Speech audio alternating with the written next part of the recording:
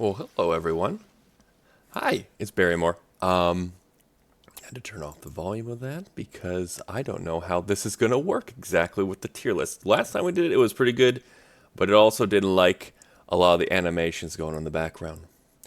So I'm going to stop them for a quick second, making sure we don't have any issues with that. But let's go over to my Talkie Talk screen. I'm doing really well, York. Thank you so much for asking, but how are you doing? Hope you're having a good day. I'm going to go to talk screen, and then I'm also going to go ahead and shut down the fishies in the background because I know they didn't.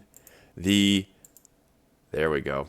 Little still screen. Mostly because I know that the advertisements going off on the tier list website don't like to share any of the, space at all. There's like 3 things going on at one time. Like, can I please just get rid of like at least some of you?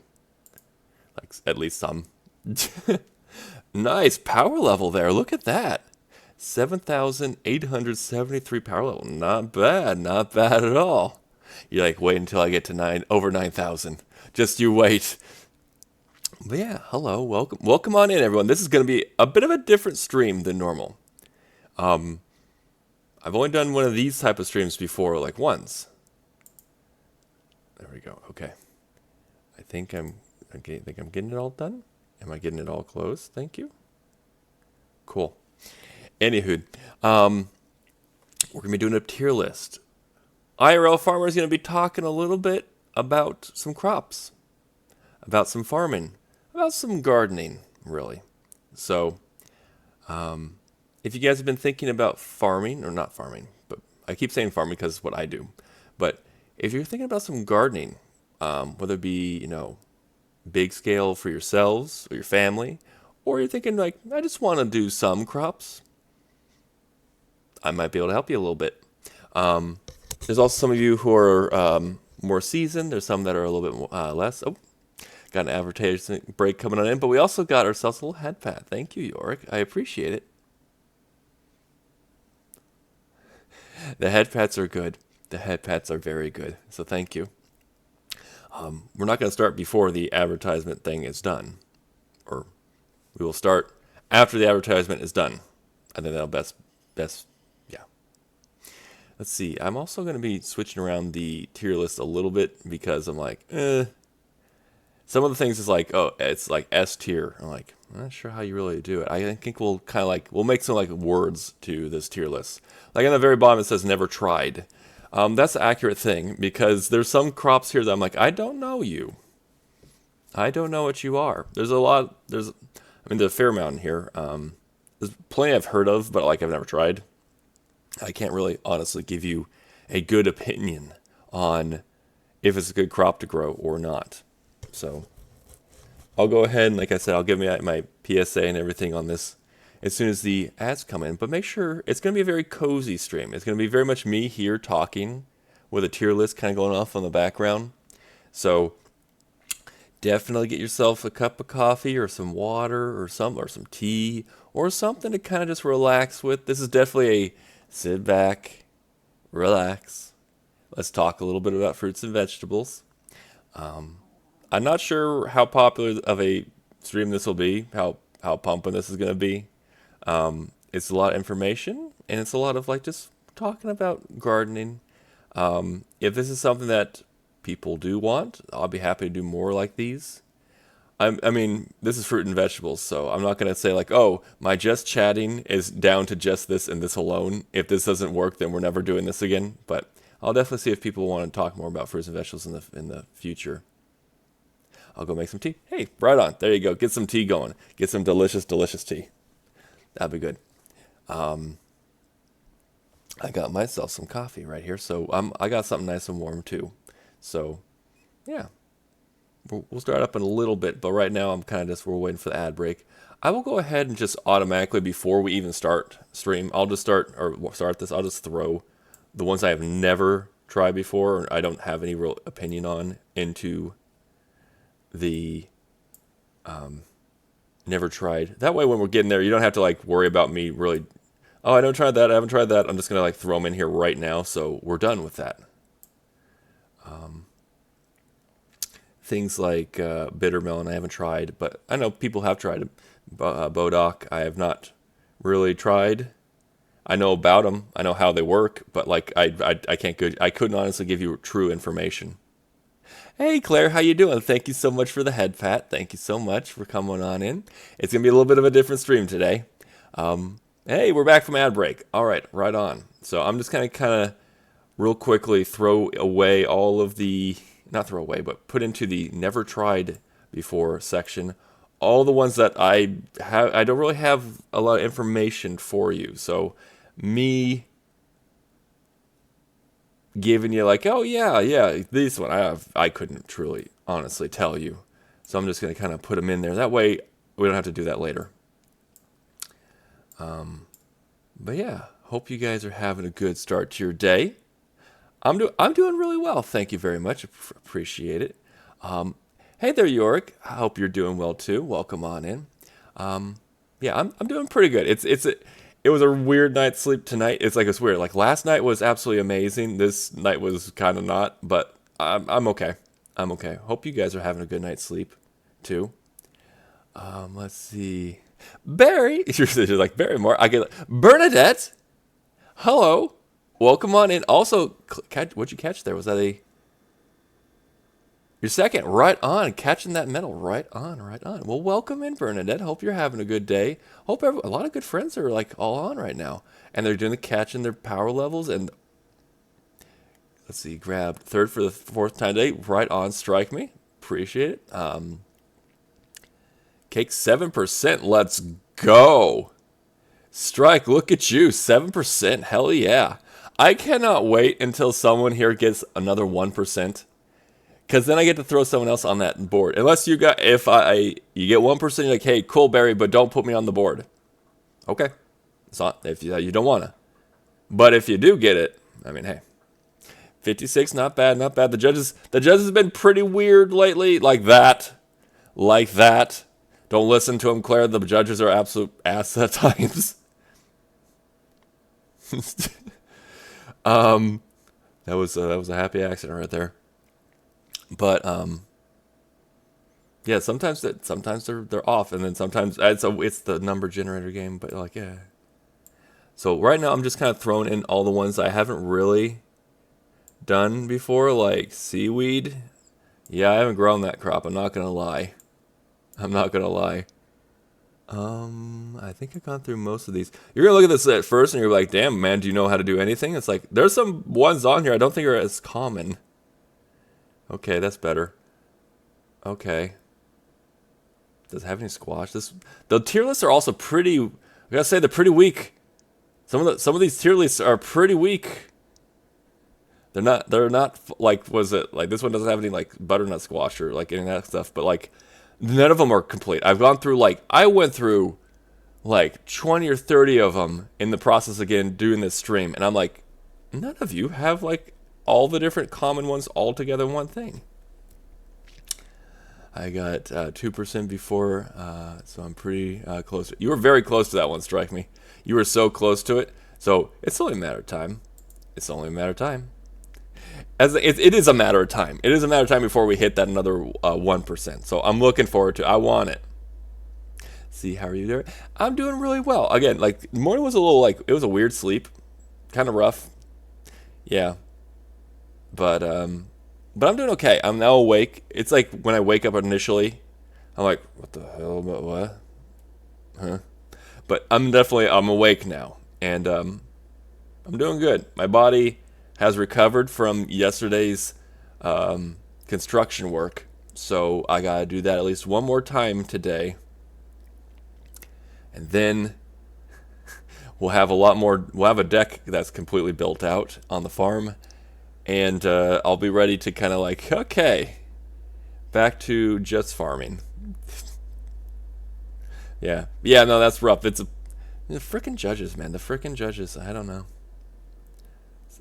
man. But what I do know is vegetables. So, just a little FYI on all this stream.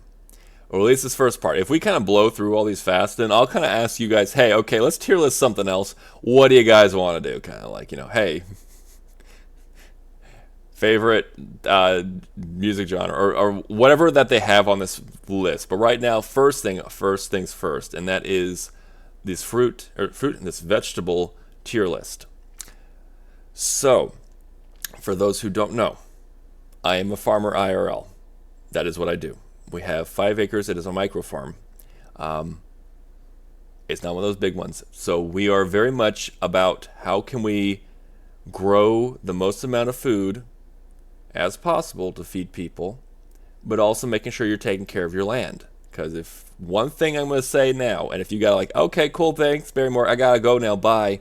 The one tip I can give you, the one tip. Your soil health is king. All other things fall before it. So if your soil health is strong and healthy and active, you're going to do fine. Or most things will kind of work their way out. If it's not, a lot of host of issues happen. So that's the kind of thing we have in mind here, is that we got to grow a lot on that 5 acres. So it's a little bit more intense growing, but all the different things we do is to make sure we keep growing our soil health. Before we started here, it was very clay soil, very rocky soil. We're getting more and more softer, more loosened soil. A lot of compost is going on there. And where we didn't have worms before, now if we post, for say a tomato trellis, so we post it in the soil, we pound it in, and the vibrations cause worms, it seems almost biblical, the amount of worms that kind of surface for a second, kind of whoa, what are you doing? And then eventually they go back down the soil. That was not the case before. So if you see worms in your soil, a lot of worms in your soil, especially your garden, probably a good sign that some things are going down there, because they're working a lot of the stuff there for you. So a little disclaimer, and also another disclaimer. I don't like using the terms green thumb or brown thumb, but for the purposes of people who do use it. The difference between a green thumb and a brown thumb is about 1,000 plants that are dead, that the green thumb has murdered. I can tell you I for one have probably killed so many plants this year. Sometimes this is a little bit of a limit test. Some things are just okay, what happened? The only time it's detrimental, it's a true failure, is if you don't learn why they died. If you learn and you're oh, they failed because of X, or maybe it was X, Y, and Z, or maybe one of these reasons, you've learned, you've grown. And that's truly the difference, I guess you'd say, between, again, this green thumb and brown thumb terminology, is knowledge, which I'm going to help you with a little bit over here today.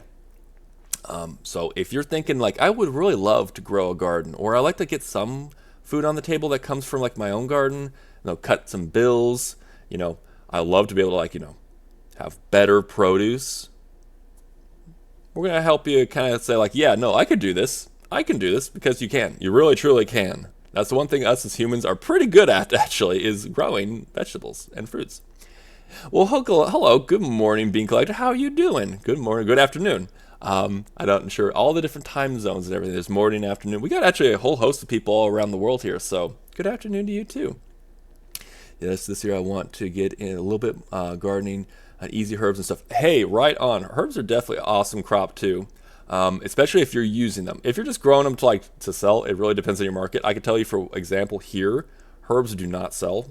They're very poor, but we use them, so it works out. So that's another thing I'm going to kind of note in this tier list too, is grow what you're going to want. So 100%, if you're I want some easy herbs and I want some stuff like that, grow them. If you're hey, cabbages are pretty easy to grow, right? Yes, they are. You can eat them? Well, no, I don't really like them. Don't grow them.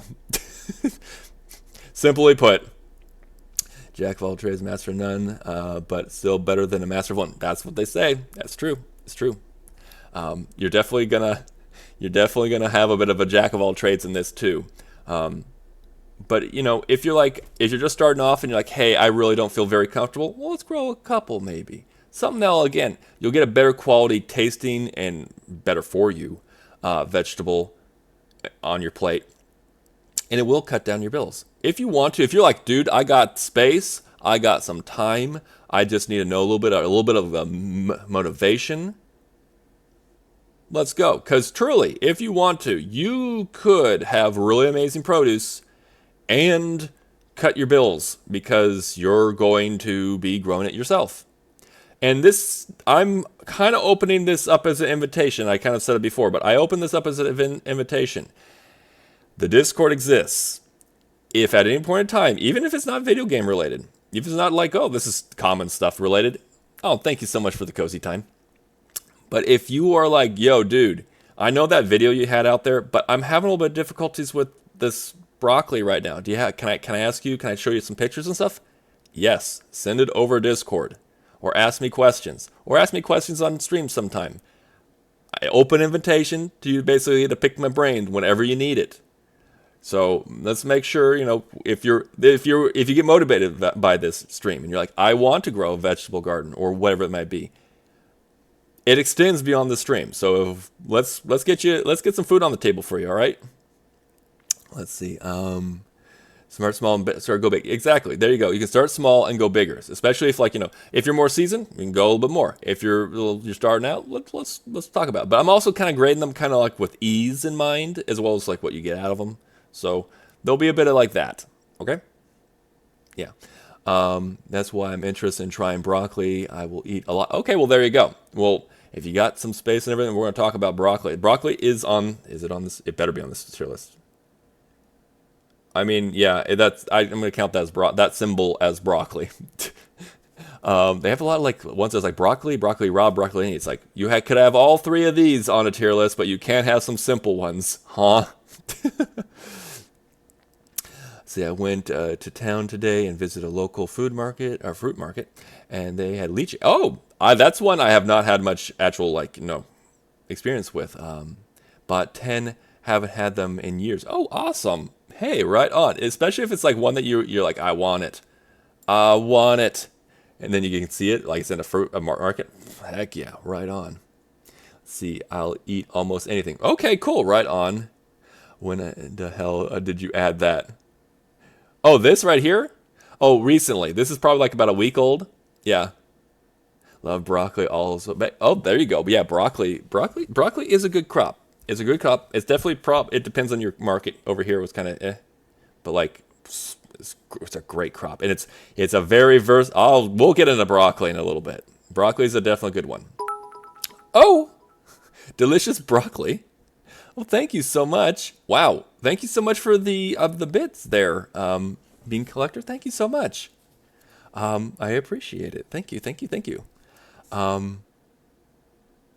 Yeah, we'll get. Everyone's like broccoli. All right, we'll get into broccoli. Get some. We're talking a little bit of lychee. I can't. That I don't have knowledge with, but I'm glad to hear that you were able to get it too. Especially if you're at a market and you're like, I wonder if they have it, kind of thing. They have it. Also, that actually reached our bit goal of 1,000 bit. I didn't know I had a bit goal going, so thank you there, Bean Collector. I appreciate it.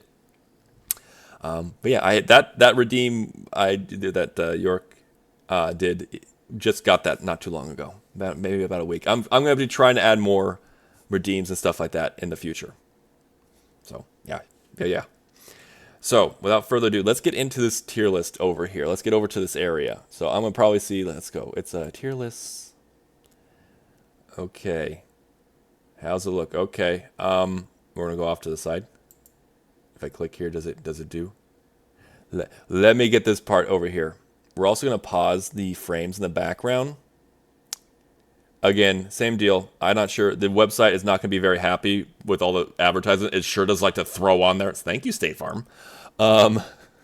Literally, I'm looking here. It's like State Farm. Very achieved level. Yeah, I got it. Yeah. Thank you so much there again, Bean. Appreciate it.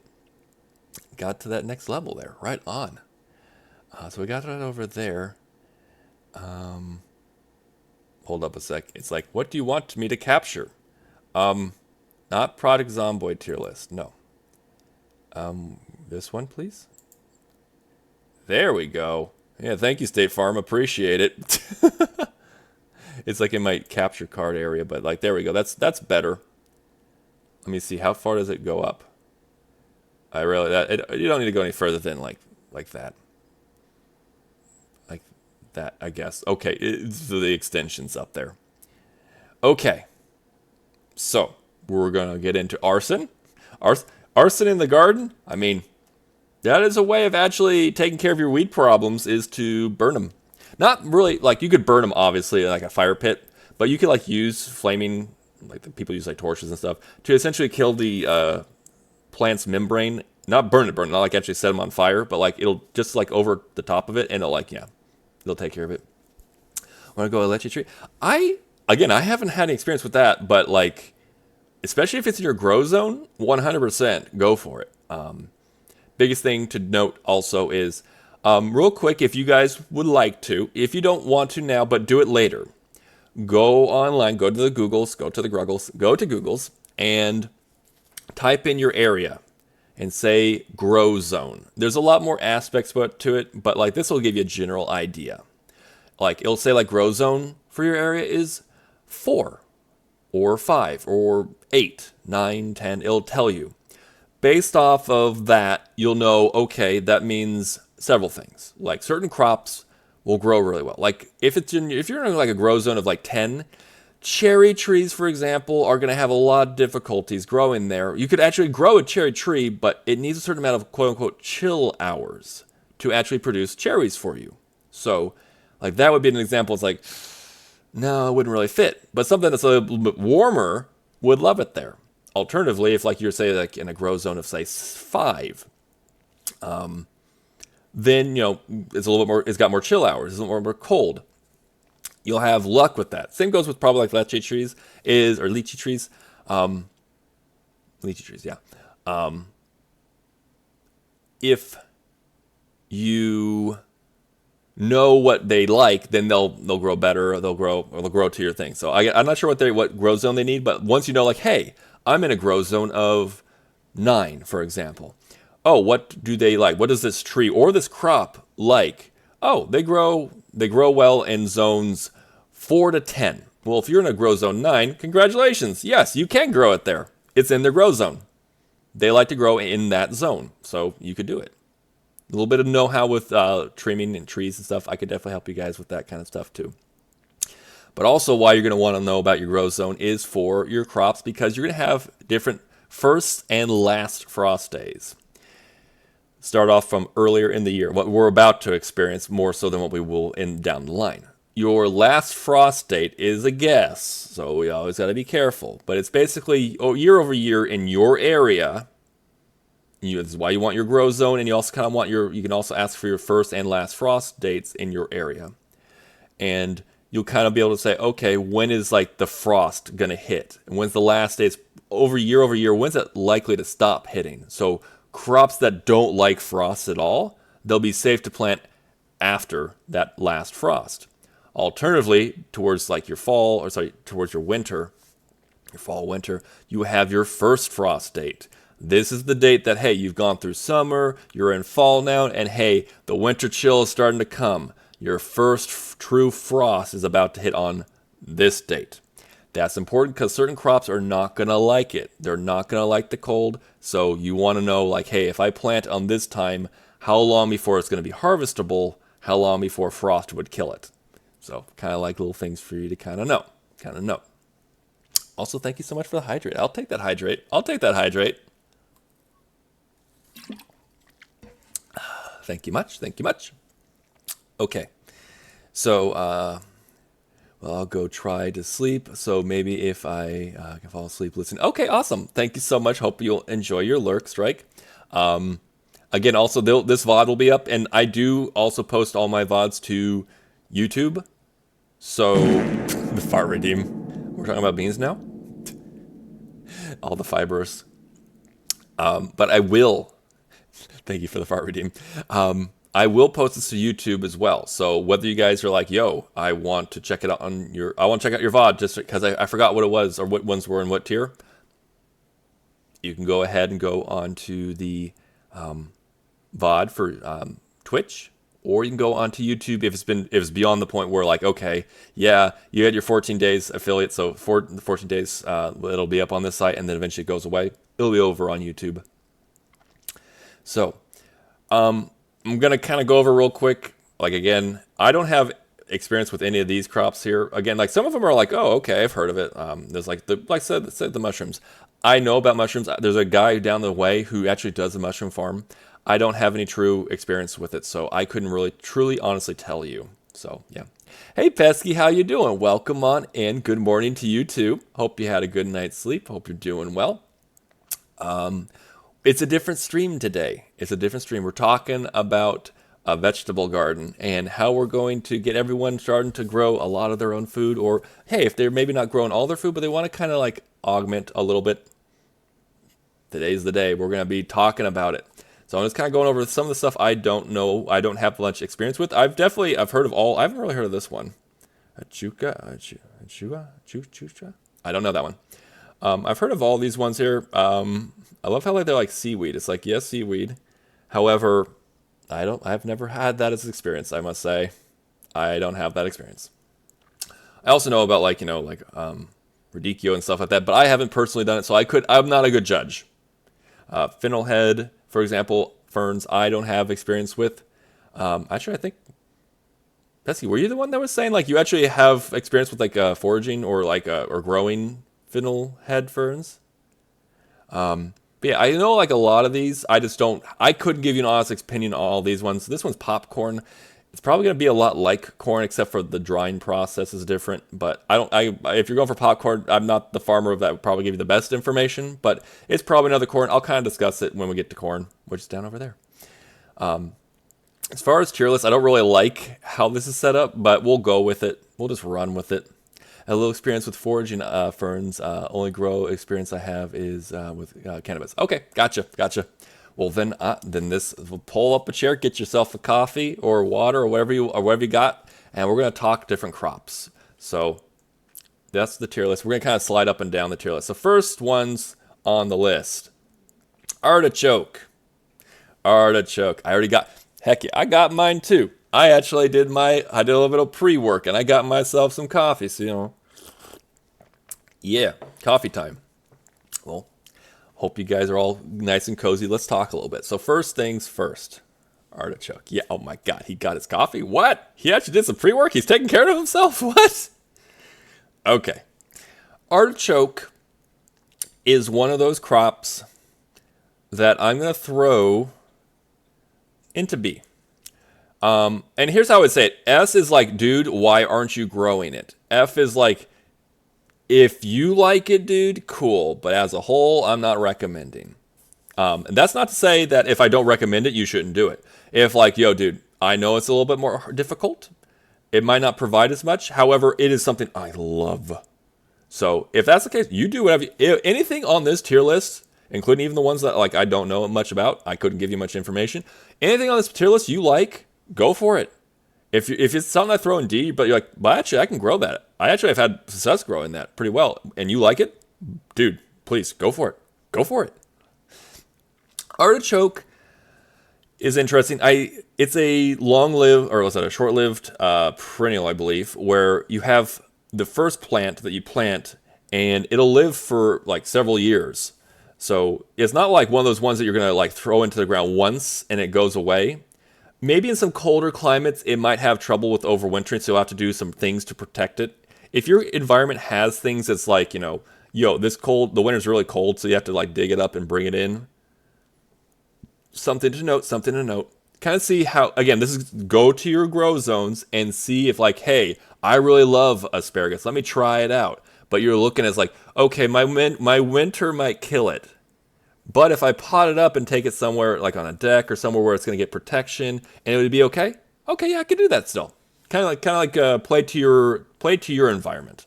But as a whole, this plant does want to come back every year, and it will put out pups. So if you give it enough time, it'll actually multiply underground. And all of a sudden, you're like, didn't I have one artichoke there? Now there's two.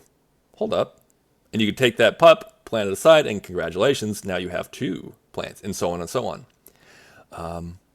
Let's see. Soft popcorn was just dried regular corn. Nah, from what I know that there's like, the dried corns, there's the sweet corns. With like the popcorn, I'm pretty sure how it's going to be is that you're going to grow it up like a normal standard corn, but you're not going to harvest it to like eat off the cob. And then, what is it? Once it's on the cob and it's just growing, it's gone through its cycle, it's drying, the husk is dry, the whole thing is dried up. Then you go and harvest it off, and then you could take it off the cob. I'm not sure. I haven't had experience with like, hey, you could just take sweet corn and dry it and see about it. If anyone has and like, yo, dude, it works. It's just maybe popcorn varieties of corn are better suited to it. Okay, good to know. But yeah, for sure, for sure. There is like certain varieties like I've seen that are more suited for popcorn growing corns. But there are sweet corns as well. And there's more traditional like not hybrid, more traditional corns. They're a little bit more difficult to find, but they're also really good. And it depends which one you get. But yeah, so that's something to note. But as far as artichokes go, it's one of those ones that it will grow probably about like, it depends like on how many you got, but like each plant will grow probably about like 3 to, I've seen some grow like 8. The size probably depends on how many you have growing on there. If you do let it go too long though, yes, it will open up into a flower, but it's a very pretty flower too. So if you're like, hey, I'm kind of okay with it, like, oh, I harvested some, but I let some go to flower. It's a very beautiful, it's kind of bulbous, kind of like a bluish flower. And it can make for a really pretty, like, centerpiece to, like, your kitchen or something, or maybe like, on your table or something. So it kind of like has that kind of fail proof too, that, hey, if you let it go too long, you can harvest it as a flower for like just for prettiness. You know what I mean? So it's good. It'll regrow for you. It'll regrow more of itself. Only thing that's got going against it really is, it's a little bit of prep work to actually get the artichoke. It's one of those crops that is in the ground for a while. So if you have like, moles or gophers or something, they will try to annihilate this. So if you don't have that, great. We do. And we've had to abandon doing artichoke pretty much for that reason. They pretty much have systematically destroyed all but like 4. So it's now just a personal crop for us. But if you love artichoke, this is a great crop. It's definitely a good, and B is a good grade, just letting you guys know. B is a good grade. This is good. It's not up here like as far as other things are going, but I would say that artichoke is up on that list. Arugula. This is solid A. This is a solid A tier. Some people may or may not like it. So if this is not your bag, do not go for it. Don't, if I'm like, wow, it's an A tier list, and you're like, wow, okay, I guess I need to grow, even though I don't like it. If you don't like arugula, don't grow arugula. Arugula or rocket, or it has different names. It's basically a type of spicy, it's kind of a spice to it, a lettuce. It's got good health benefits and everything. It's a good lettuce to have. It is one of those crops that if you go to the market and you buy it consistently, I'm about to save you guys so much money. Because it's pepper. Exactly. It's got that peppery kind of spice. It's not like, I wouldn't say it's so spicy, but yeah, it's got that peppery kind of spice. Yeah. Arugula, adore. That's a wonderful salad. Exactly. They make amazing salads. They're good on their own. They're good to add on with other salad bits. They're good to add with whatever you want to do in a salad. They're really good. They're very healthy. They grow actually pretty easy too. If you kind of like spray some out and like have a nice spot for arugula, they'll grow, and they're cut and come again, which is also nice. Buys it every a week, so very nice. Oh, it is. Yeah, it is very good for you. It's a very nutritious crop. So definitely, and I'll get into more about arugula, about all the different things about arugula. But it's fairly easy to grow too. That's the thing. And it costs a fair amount at the market. Like, I'm not sure, like, it depends. I mean, the market that I'm at, you're gonna not leave, if you're going by the pound, you're going somewhere for about like $9 to $12 a pound for arugula. So if you buy that every single week, well, that's a solid cost. However, when arugula's in season, you could definitely grow it and save yourself some money. Plus, also, you control how much you want versus how much you're like, I'll let it grow some more. We grow arugula in the summer. Wow. Okay, awesome. So that's definitely like, a difference over there, York, which is awesome. That is amazing. In the summer, you can grow arugula. Over in the summer here, arugula immediate bolts. It immediately goes to... Bolting is also what plants do when they go to seed, which arugula is kind of funny about that, and I'll get into that in a second. But if your plant goes to seed, typically it's more bitter. It's not as good to eat, like lettuce. If it bolts, you could do it. You could probably it'd probably do okay, like if you were to boil it or put it like in a soup or something like that, where you kind of negate some of that bitterness. But yeah, that's awesome, York. Glad to hear about that. That's super awesome. See, I grew some herbs last year, mostly rosemary, lemongrass, mint, and lavender. Those are also really great crops. Really good, was it herbs to grow? And a lot of those herbs will come back every year. They're low feeders, so you kind of feed them some, like some compost or something like that to make sure that they're getting some nutrients. But for the most part, they kind of are grown to like not require as much. But when you give them that extra love, they'll really thank you for it. You use them all personally, very easy. Yeah, they are very easy to grow too, and they're very easy to live.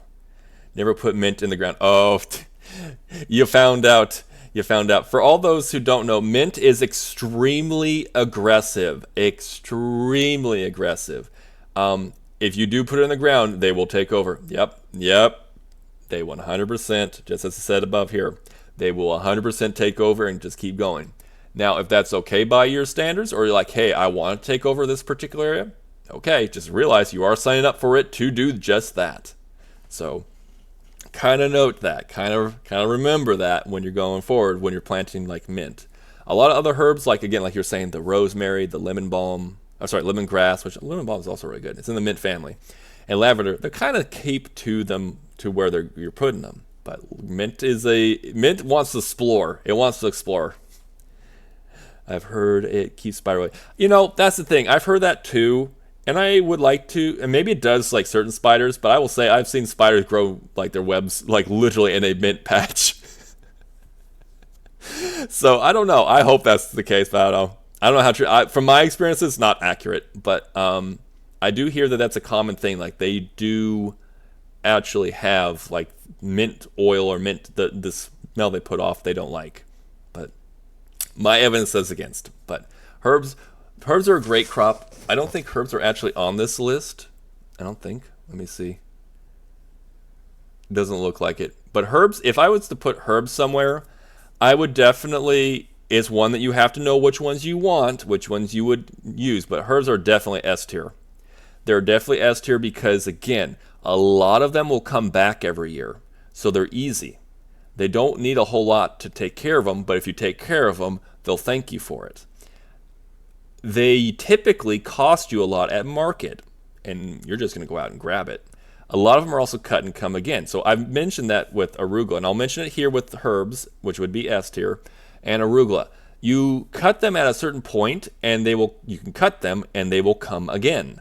So that's why another reason for herbs. But for arugula, which we're on right now, if you cut them be above what's called the crown, which is kind of like where all the growth points come from, if you do that, it'll trigger the plant saying, oh, a herbivore has come along and eaten some of my leaves. I don't know if I have enough energy to grow more and then to put out my flower. I want to go to bolt eventually to plant and propagate more of myself. I guess I better grow more leaf to make sure I have all that stored up energy. So it grows more. And congratulations, now you have another thing of arugula. And then you can cut it come again. And you can do it so on until eventually the plant goes to bolt. It does go to seed. Certain ones you'll get more out of. Certain crops, obviously the first cut is better. So like the first cut of arugula would probably be better than your fourth cut of arugula. But you could do it again and again and again.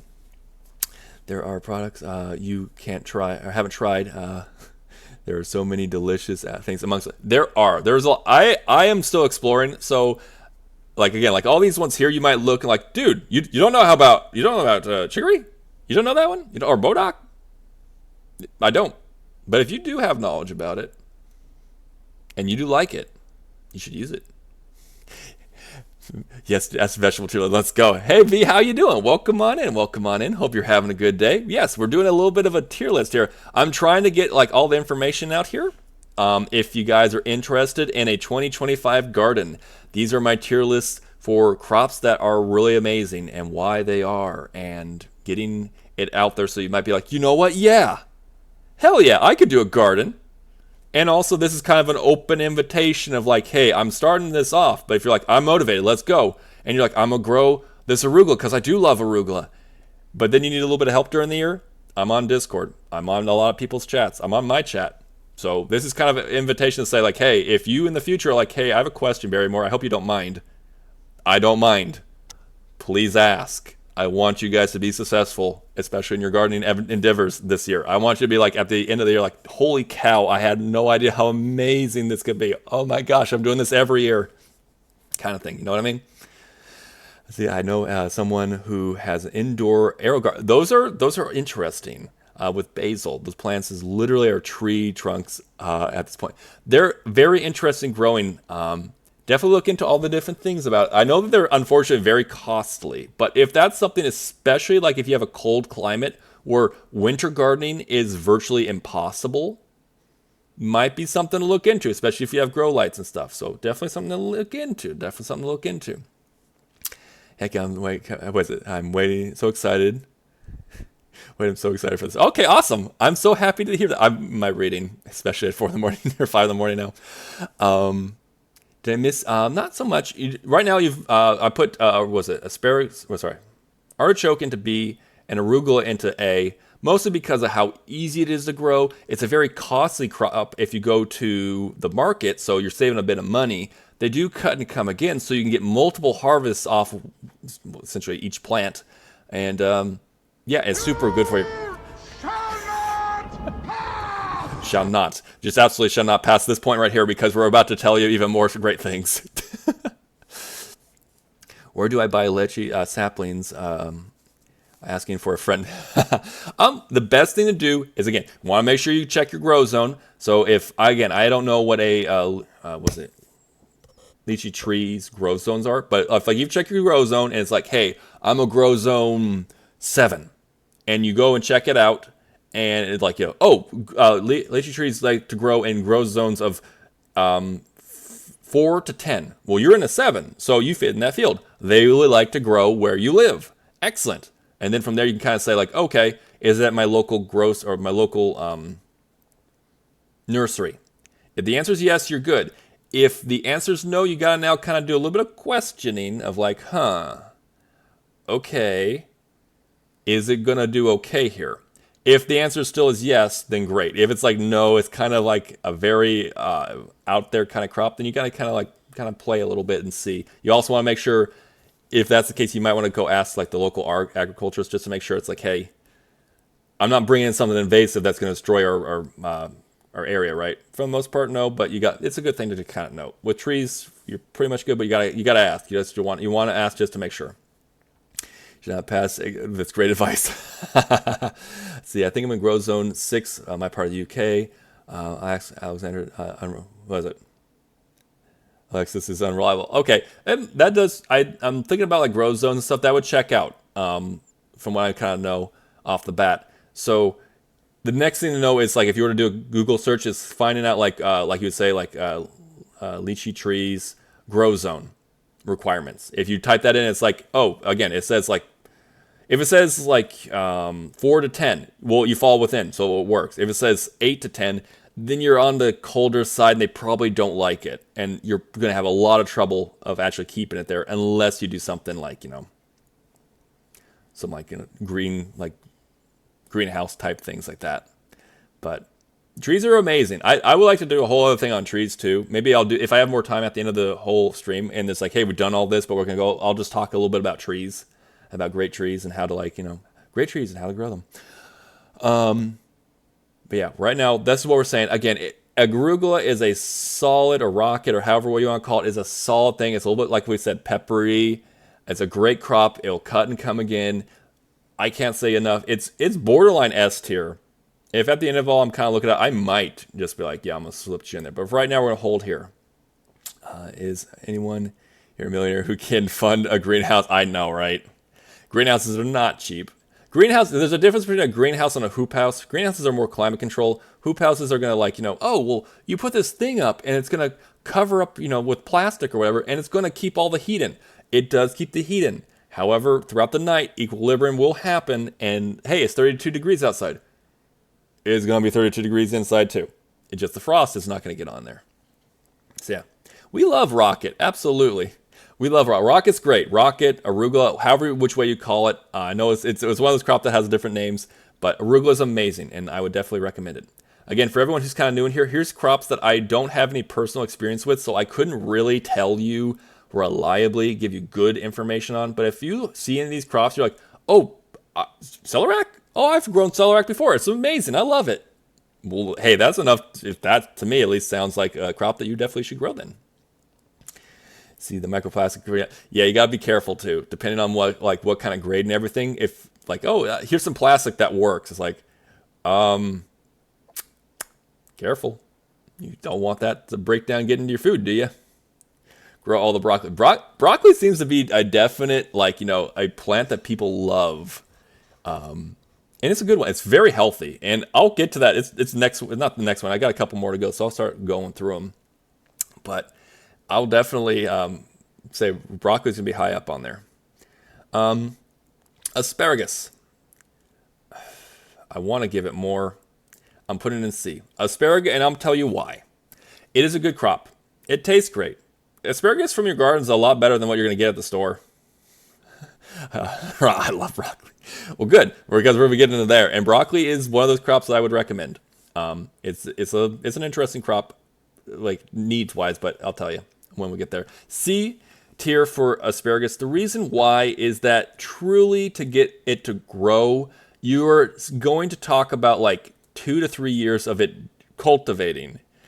That means you're going to have this thing in your ground for about 2 or 3 years. God help you if you have gophers and they just start destroying everything for you before you even get a chance at them.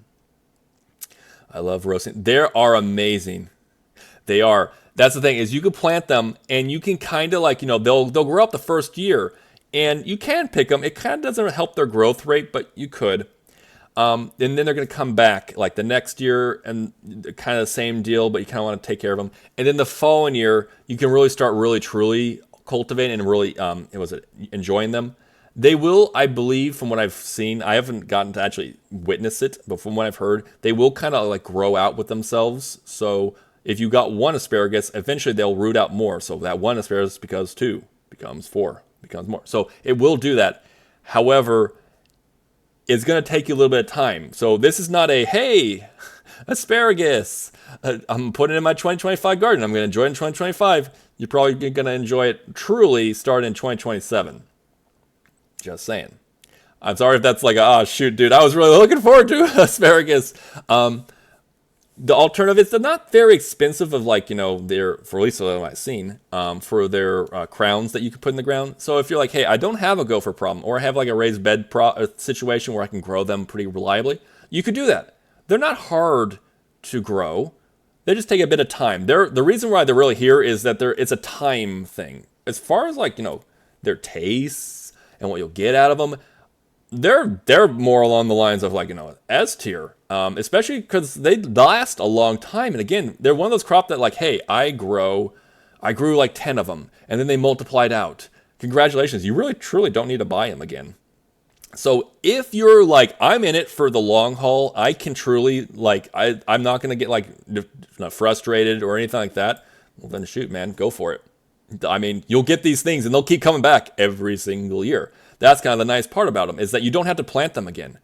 I mean, you can uproot some of the ones that have grown outwards, but as long as you have a nice area for them to grow, and you're yeah, this is my asparagus area, they'll keep coming back every year for a long time, and they'll keep multiplying themselves. So you kind of have a nice little area for yourself. But they're a bit of a time sink, and if you're not down for that, or you're I don't know, man, or I could use that area for something else, then you might eventually get frustrated and I don't even want these anymore kind of thing. But if you love asparagus, this is your invitation saying, hey, it's a bit of a time, you're going to have to invest some time for them to actually truly give you what you want. But if you're willing to do that, your reward is going to be great. Let's see. I love that.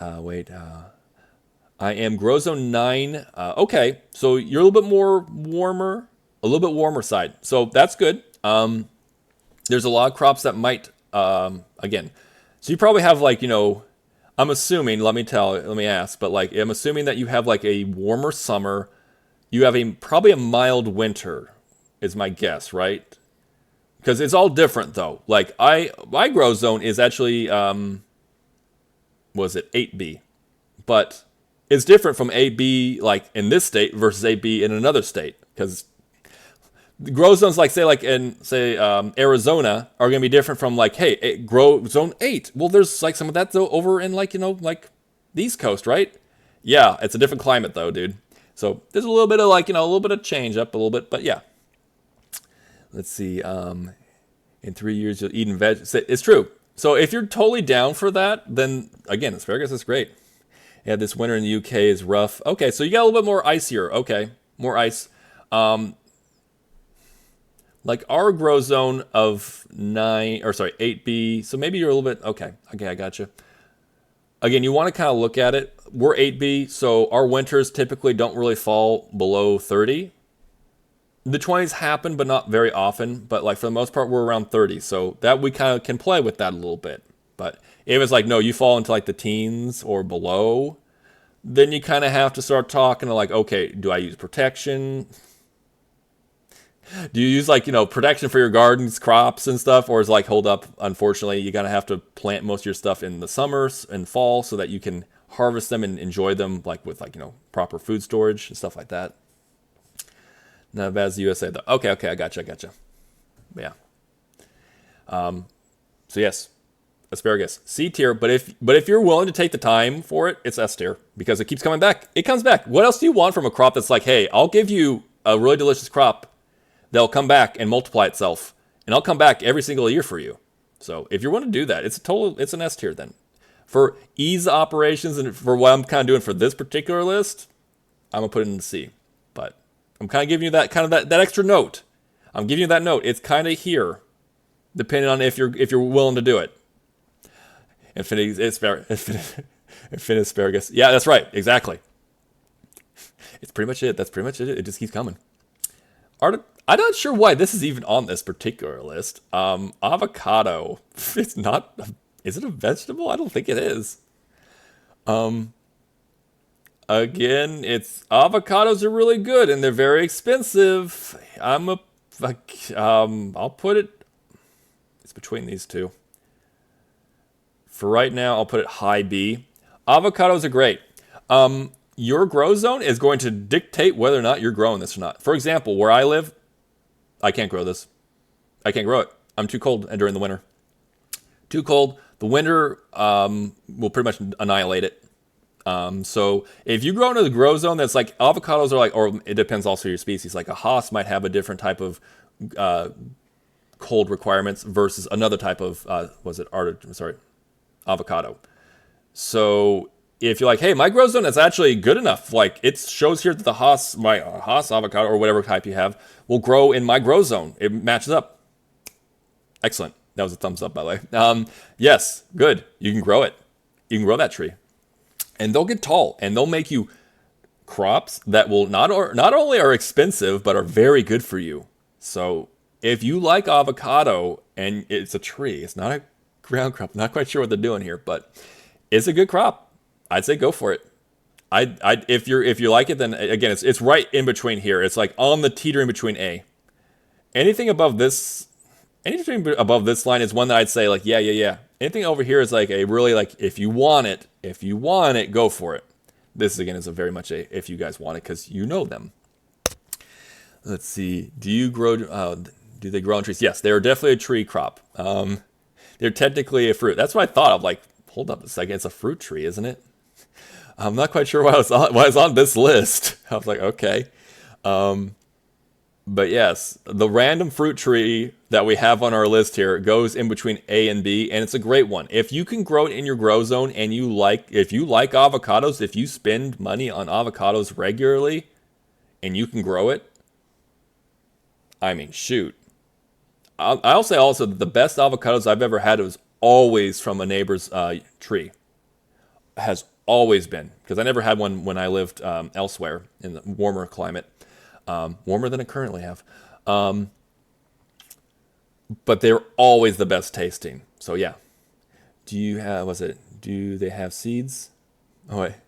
Yes, it has a seed. Sheesh. Yeah. Yeah. It does, that seed there, which you can technically grow. It'll take you a lot longer. I've seen people grow them from seed though. But yeah, they got that seed. Yep. So it goes in B. Beetroots. I love beetroots. they don't love me as much. Like I actually can eat a little bit or drink beetroot juice or eat it, and my throat doesn't close, but it does tighten a little bit. So I have some sort of adverse reaction to them. However, that does not change the fact that they are definitely an A tier crop. Let me tell you why. And again, anything that I put on this list that you're like, hey, that's cool, Barrymore, but I don't like beets.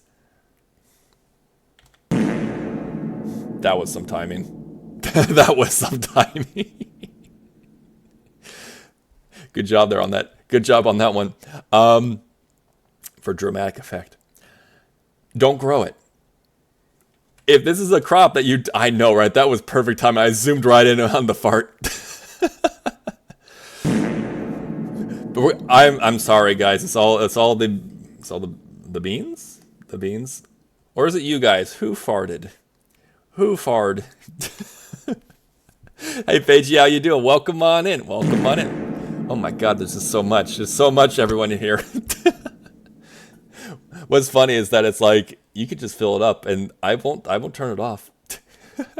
It's the beans. Bean collector. Is it the beans? Is it all the wowee? It's all the beans. Stinky. It's that one that's stinky. It's stinky in here. Bib, come on in here too. Hello, we got everyone coming in. Pagey's coming on in here. Bib's coming on in here. Got a lot of people in here right now. We got a swear redeem, huh? Well, fuck, man. There's so many beans in here. Shit. I'm so sorry. Yeah, everyone's down in here. Welcome on in, everyone. Thank you so much for being in here. Thank you for the cake redeems. Got Bib in here. Just came on in. We got, Pagey just came in. The official cake judge. Pagey's on in here. Because these judges can't be trusted. So Pagey's now our official judge. It do be the beans. Yeah, I mean, that must be it, right, guys? It's the beans. It's the beans. But welcome on in, everyone. We're kind of doing a tier list. And if you're thinking about growing a garden, or at least adding more to your vegetable gardens this year, I'm giving you information, hoping that, like, I might help motivate you. Like, yeah, I can do it. I got some information. And again, this is an open invitation to everyone, whether I'm on a Discord, whether I'm in chat, or in this stream, or another stream. And you're like, hey, can I ask you a question? I'm growing some beetroot, and I would really actually like your information here. Please, this is an invitation for you to continue to do that. Oh, thank you so much for the cozy mode there. Thank you so much for the cozy time there, Pesky. I will also make sure... Damn, Pesky, 4%, let's go! But this is an invitation for anyone to keep asking me questions throughout the year. Let's go, let's go. 4%, holy cow. Almost there. I'm waiting for the next 1%. I want to put your guys' name up on the Kings and Queens of Cake. Heck yeah. But what if you don't like If you don't like beetroots, then I would definitely say it's not worth it. Anything like, for example, like cabbage. Cabbage over here grows amazing. It's so easy to grow. It grows so fast, and so, oh my gosh. But my family as a whole doesn't really truly like it too much. We'll have enough. We'll eat it. But it's not like something I can just go bumper crop on. And it doesn't sell well for our farm purposes. So it's not the best thing to actually grow. So if you don't like something, or it's like it doesn't fit your your goals, even if I'm giving like, hey, these are all A tier, and you're like, oh, these are great. However, I don't like any of those. Don't grow it. Don't grow it. It's not worth it to you. If it's worth it to you, then 100% grow it. 100%. 100%. See, I wouldn't be growing beetroot berry. Okay, that's okay. That's okay. But I will say this. If those who are interested in the beetroots, they're a great crop. They're in the same family as Swiss chard. You grow them and you typically get their beets, they're a pretty easy to grow crop. They're very nutritious. They're one of those crops, however, you do have to be careful. If you're like, I'm going to eat beets every single day, there are certain minerals that they grab from the earth that will add up in your body and can cause some issues. So they're one of those crops that's one of the you enjoy in moderation. It's one of those, it's so healthy, but you got to enjoy it in moderation. It's true. It's true. But what is also kind of nice about them too is that everyone passes on the greens. The greens are also very edible.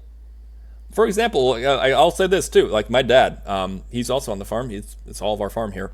The beetroot, he doesn't like.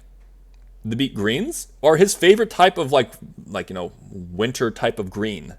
So kind of the dichotomy of like, hey, doesn't like this but loves this. You kind of treat them like you would like a spinach or like a Swiss chard or like something like that. Where you could chop it up or saute it up. We have a next ad break is in a minute. Hey, the Siri bot, it actually worked. Hey, we're gonna have a little bit of an ad break, and I won't. Anyone who's gonna go to ad break, don't worry. I'm not gonna continue the tier list. We'll get on that in a second. We're gonna be fine. Don't worry. I'm not gonna go ahead and just crank through. And you're like, you get back, it's like, wait, I missed it. I missed that crop. But yeah, beet group is pretty easy to grow. It's pretty easy to grow, and you get 2 crops out of it. You get the beet root, and you also get the beet greens. So it's good for that, and it's very healthy. If you love beets, grow them. If you don't love beets, or it's something that you are not going to really use, then don't use it. Definitely don't use it. If you don't like beets, I know they're very polarizing. I know that actually that's a big thing I know here. They're easy to grow, but some people love them, some people hate them. So if it's not for you, don't grow them. If it is for you, green light ahead.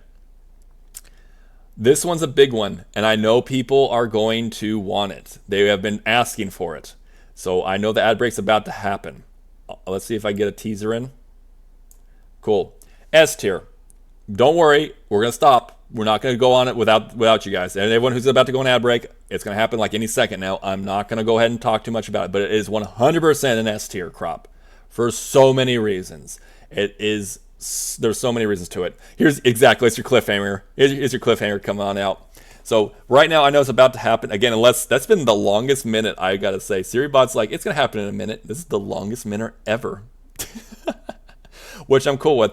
But I guess next time it does it in about an hour, I'll be like, okay, it's like it happened. It's like, oh, it's gonna happen in the next minute. It's like it timed it, and it's like, oh, a minute 50 seconds, but that counts as a minute, so it's like more like 2 minutes or something. I don't know. But for all those who didn't know, Bobby Sue just said it in our Discord here, or our chat. If you want to, you can check us out on YouTube. You can check us out on Blue Sky. All the more ways you can, or we're on Discord as well. All the different ways. If you're like, hey, I have a question about gaming, or a question about these crops, or I have a question. I'm doing this, but I'm seeing this, and you could take a picture of it. I'll help you. There's plenty of things like, what was it? For those who are still here, don't worry. Again, we're on ad break. I'm not going to keep zooming through. We're going to wait. But I know like Bao had like a random pumpkin that like was growing, for example, that came out of nowhere. For anyone who like watches Bao on like her medias and stuff. And immediately like after it was growing really well. And she got a couple pumpkins that was growing. But I noticed like something immediately. I'm like, you're going to want to address that. You're going to want to address that. And of course, who the hell am I? Plus, also, I was like, it was a sea of people posting stuff, but it was like, you got yourself powdery mildew. You have powdery mildew. You have to address that now, because if you don't address that now, it'll take over that pumpkin plant. But yeah, let's see. What vegetables is a S tier? My audio only right now. Oh, okay. The broccoli. Broccoli is an S tier. I guess I'll kind of like, as I say, if I put them up there, I'll also mention what they are, just in case you are, like you say, you're on audio mode. Thank you, by the way, for having me on audio mode there, Paigey. Thank you much. But broccoli is 100% a S tier. Okay, yeah. Okay, that makes sense too. You're in an ad break, so it's like it's like I can't hear it. But yes, broccoli. Broccoli is 100% an S tier. So many things about broccoli, I will tell you. For all those who are still we're on ad break, but also I'm stalling a little bit. But here's another note to it too. There is broccoli and microgreens as well. Different kind of crop, but I'm going to kind of mention it at the same time when everyone gets back to. But microgreens are a crop that it doesn't matter where you live. If you have the space inside your house, which is not much space, you can have highly nutritious, easy to grow, fast growing crops year round. So, cheers everyone. We got a Emote wave coming in during an ad break. What the hell? What the hell is that? Also, I do owe you, Pesky, a cozy time. I know you redeemed one yourself, but I owe you one. So I know you're still here in chat, so I'm going to go ahead and redeem it. And if you step away and you didn't get it, I guess I'll owe you a second one. Because I don't mind. I don't mind redeeming the cozy mode. I'm always happy about the cozy mode. There we go. What? Wait, what? Bean Collector, thank you. My Wi-Fi fart, but I'm back. Also back from ad now. Hey, thank you so much. Thank you so much for the bits. I appreciate it. And welcome back. Sorry about your Wi-Fi doing a fart. Welcome back. Thank you so much again for the bits. And thank you, Yorick, also for riding the wave. And welcome back, everyone. It's that last like 10 seconds before ad break was over. Everyone, a lot has happened. I wish there was a custom amount I could put in. Oh, thank you so much. I appreciate it. I appreciate every little bit. Thank you so much. I never like I'm like hoping or something like for like bits or anything like that. So like, shoot, thank you so much. I appreciate it. We're back from break. We're back from the cliffhanger now. Broccoli is 100% an S tier crop. There are some pitfalls, and I'm hoping to help you through that. However, I'm going to first talk about broccoli the plant, and I'll give you a little side bonus crop to go about it too. But broccoli is a part of the brassica family. It likes colder climates. It does not want to do, you don't want hot. You don't want... I need to get a noise thing on that too. Oh my god, dude. Thank you so much for subbing. Thank you, Bean Collector. I appreciate it. Thank you for the sub. I hope that means, you're going to enjoy all of, first off, no ads, so that's great. But also, hope you'll enjoy all the emotes, which are all the ones that I have as my emotes. The fart. Welcome back. Yeah, welcome everyone. And yeah, like that one, for example, that's the emote right there. We have all those there. MayorEmi is the artist who has done all of our emotes. She's a wonderful person, wonderful streamer. Glad to hear she's doing better. She's doing well. But yes, she does all of our, all of our emotes. So I hope that you'll enjoy that. Also, take those emotes wherever you go. There's some really cute ones on there. I love them. So talented, very talented. I mean, I am over the moon with my emotes I've gotten from Emmy. So yes, now enjoy them too. So thank you so much for that subscription. Thank you. So definitely please enjoy those emotes and enjoy the no ads and stuff.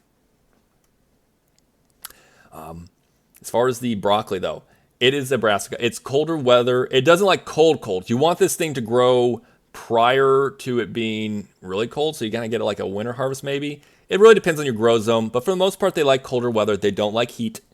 So long as you look at your grow zone, it's like, hey, here's when you should grow in your grow zone. So if you look at it and says, hey, you're in grow zone 6, and it's like, hey, the time to grow it is in February or March, then that's the time to do it. Kind of take it with you. This is kind of like a template for you to say like, hey, I want to grow a broccoli. When do I grow it in my grow zone? Oh, the grow zone says to start them up from seed at this time. Also, York, thank you so much for the lurk. Enjoy your lurk. Hope you enjoy. And hopefully it'll be good audio as well. Kind of go in the background. Thank you so much for also the head pat. Thank you. Follow away from your follower goal. I know there's it was like what's it, the follower goal? Am I one away? I never know. I don't like look until like I'm there. Oh, so Lux coming on in there too with the cake. Not bad. Sheesh. We got ourselves a sheesh there too. Nice. Yeah, 24%. Not bad. Looking at that good cake. Got some good cake competition score. The judges are all over the place. I don't know, but like that was a good score. You bastard, hydrate. You got that one. That one's on one of my other ones. Oh, and then also the tier. Oh, thank you so much again for the bits too. I will hydrate. I'll hydrate. Don't worry. I'm hydrating. Gotta keep hydrating. I'm talking so much. I gotta hydrate. That cake is dummy thick. That heck yeah, it's thick with all them C's. Yeah, I think that's from Robin Williams, one of his stand-up bits. I think it's the same one that had like the golf. Oh my god, I love that skit. But yeah, Robin Williams, the hydrate you bastard. I put it on the list. Very thick. But yeah, I'm going to get back. I'm going to kind of zoom in on this. Broccoli's great in the fact, again, figure out your grow zone. However, broccoli is one of those crops that gives you multiple crops. So as it grows, we all think of the one crop, the one big crown that it will give you. The big crown. Each plant will give you one big broccoli crown. So if you want multiple big broccoli crowns, you're going to want to grow multiple plants. However, after you've grown that crown and you've chopped the crown and now you've gotten the big boom out of it, right? Leave it for longer. It will can I see like how these are little small little bits here, little tiny small strands coming off of them, little small broccoli heads? Yeah, they'll grow more, smaller ones, and they're delicious too. Not only that, but their leaves are actually edible too. So you get almost 3 different crops in this one crop. You get the big broccoli crowned. You get the side shoots of smaller broccoli after the crown's been harvested. In the meanwhile, we could do some harvesting slowly throughout the time, but the leaves are also good too. So the big long broccoli leaves you could chop up, use as saute, put it in a salad if you want. I like them a little bit more sauteed up than to just straight up chop raw and eat in the salad. But you got that. Also, if you're looking for a good natural prebiotic, not probiotic, but the prebiotic, there you can find them naturally in the broccoli stems. Now, the big broccoli stem that you're going to get there is going to be very fibrous and hard to eat, but the ones that you get kind of closer to the broccoli crown itself, that's a little bit easier to do. And whether you kind of you chop them off because you don't want to really eat that, maybe you can shave it, like a grater or something, and put it into something else. Or into maybe you juice it. That's an option too. It's got lots of prebiotics in there too. Broccoli is a solid S tier. It is so easy to say. The biggest issue with them, you got to make sure they're a time crop. So if your zone says, hey, you can grow them here, but you need to get them in this 1 or 2 week window. Get them in that 1 or 2 week window. If you don't, you can have some timing issues, where they might come a little too fast or a little bit too slow, or they may not give you that big of a crop. They are a fairly hungry crop too. So with all these crops, you always want to make sure that you have rich, fertile soil. So that's, making sure you're amending your soil, putting in compost, putting in in this one, you might need a little bit extra feed. So again, if you're going to go with a fertilizer, please go with a organic fertilizer. That way it helps your organisms in your soil rather than kind of working against them, and could potentially do ill side effects down the line. So organic fertilizers. I know EB Stone has some really great a general fertilizer, like a 555, which I guess that's another thing too. If you go to any store, and again, please organic. And if you go to a store, it's this fertilizer here has these weird numbers down there, and this there's a number here, a dash, a number in the middle, dash, and another number. That's your NPK. So I guess I don't really get to show you the numbers there, but if you have from left to right, you have the N, P, K. N for nitrogen, P for phosphorus, K for potassium. Different crops will want different things. As a whole, so long as you have a nice balanced soil, they'll be okay. Sounds like chemistry. It is. It's a little bit of chemistry right there. Which one is S? Right now, as far as the tier list goes, it's broccoli. Broccoli is an S tier. And broccoli's a heavy feeder. They do like to take up a lot of nutrients too. So you want to make sure it's a fertile soil. So make sure you give it some nice rich compost. If you're going to fertilize it, definitely use a nice balanced fertilizer. There are certain crops like that you can also look into, and it's hey, this crop needs a little bit more nitrogen. In my experience, you want to make sure it's just a nice fertile soil. Nice across the board. If there's a certain crop that needs it's a root vegetable, you might need a little bit extra phosphorus, the middle one. I'll kind of get you that one too. I guess I'm going to give you guys, I'm kind of dipping in between things, but the N in the NPK is nitrogen. Nitrogen helps for the most part with green growth. So if something that grows out a lot, you're going to need it. Say watermelon. Watermelon needs to grow out a lot of growth before it can really start focusing in on its flower development. So if you need extra growth, you give it a little bit extra nitrogen, and it grows a little bit faster. Be careful. A lot of times if you see aphids on your plants, that's because of too much nitrogen. So if you see aphids, a lot of the times, not all the time, but a lot of the times, nitrogen is an issue. You have too much. So it's too much growth, and the plant signals it, and then the aphids, they key in on that. There was a Dr. Stone episode about farming and something to do with naturalizing the acidity of the soil. Also, kind of like has a different effect on it too. Again, if you guys want to, I could go over some stuff down the line and kind of like get you guys more information on that stuff. I will also say this: the internet is full of more information. You can talk to me. But you can also, like, if like in the meanwhile you're like, you know what, I'm gonna check out, broccoli, and you're like, how do I check out broccoli? Believe it or not, I'm gonna tell you this. This is 100% true. Go to YouTube.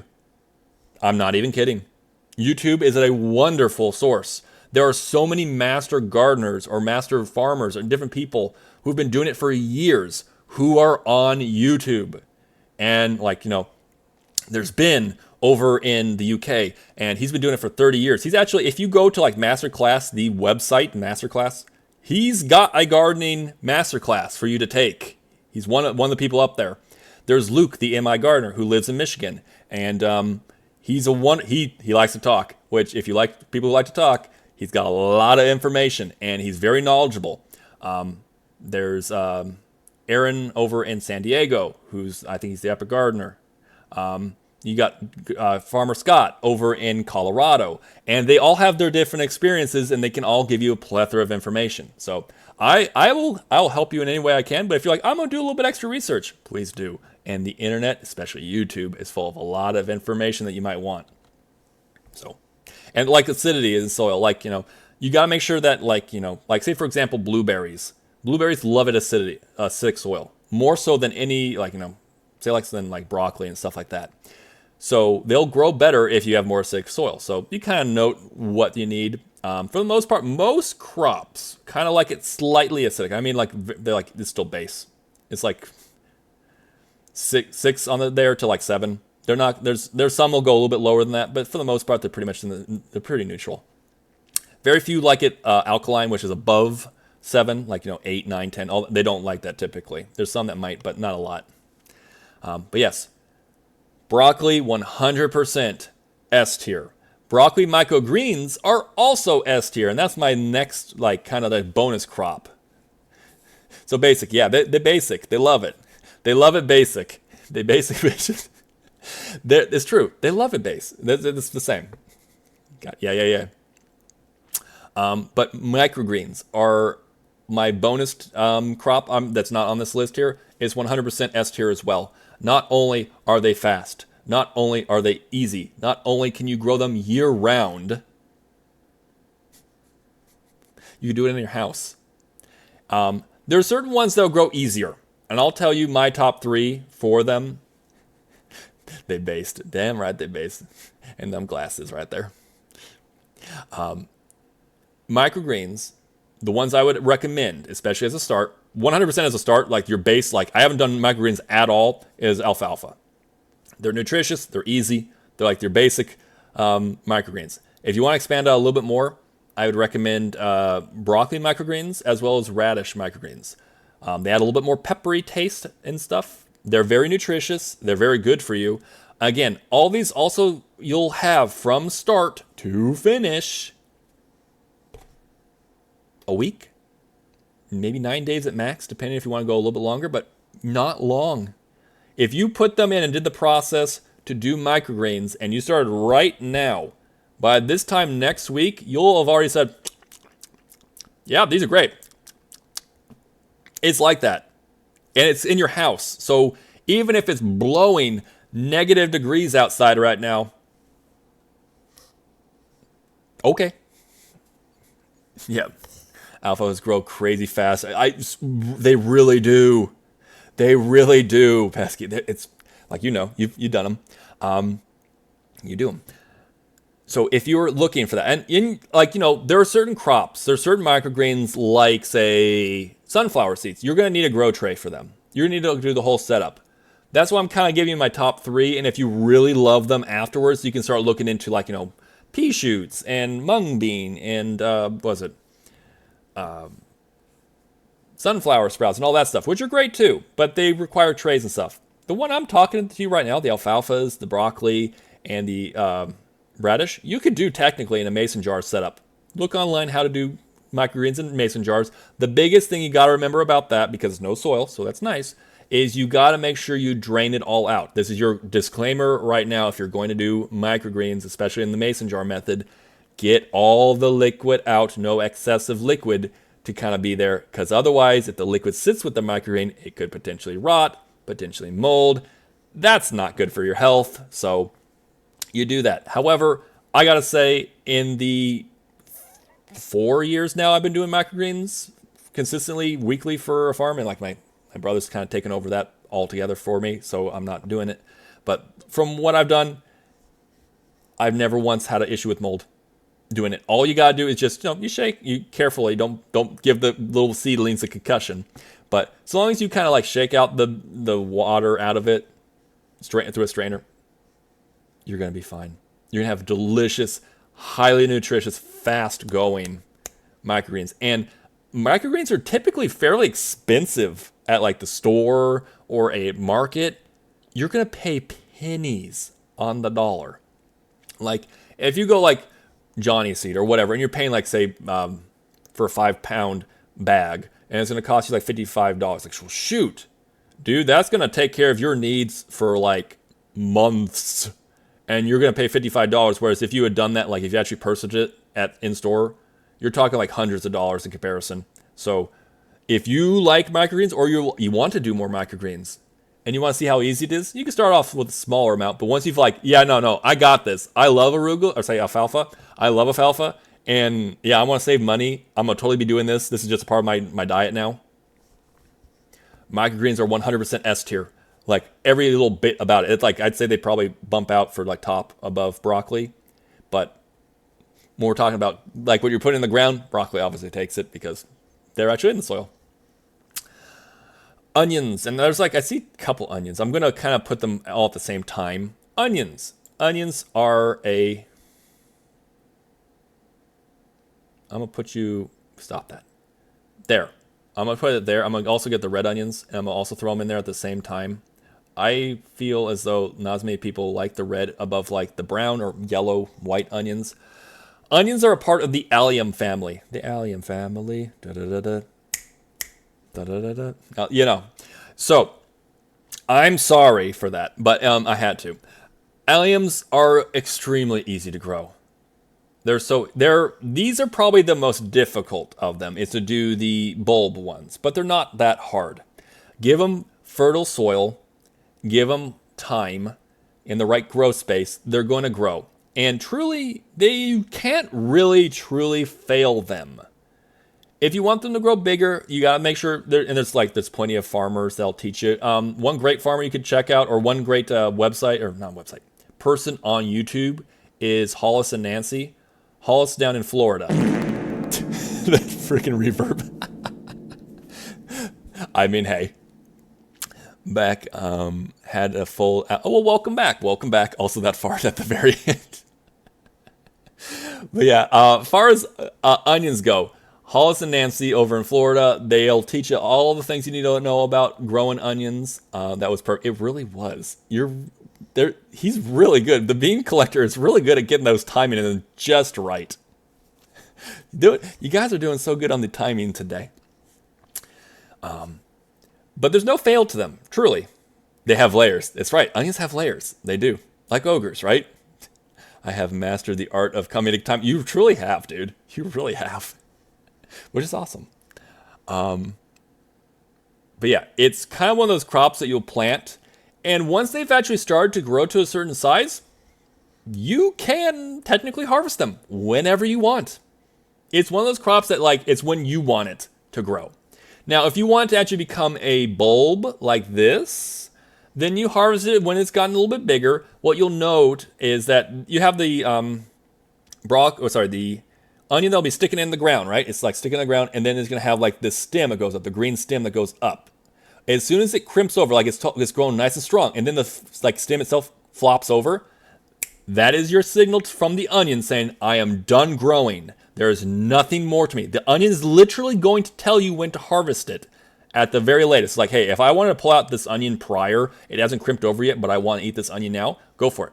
But as soon as the onion crimps over its neck, that's what it is, the little neck that's like, you got the onion, and then it's got the neck standing up. As soon as it crimps over, that's your signal, harvest me.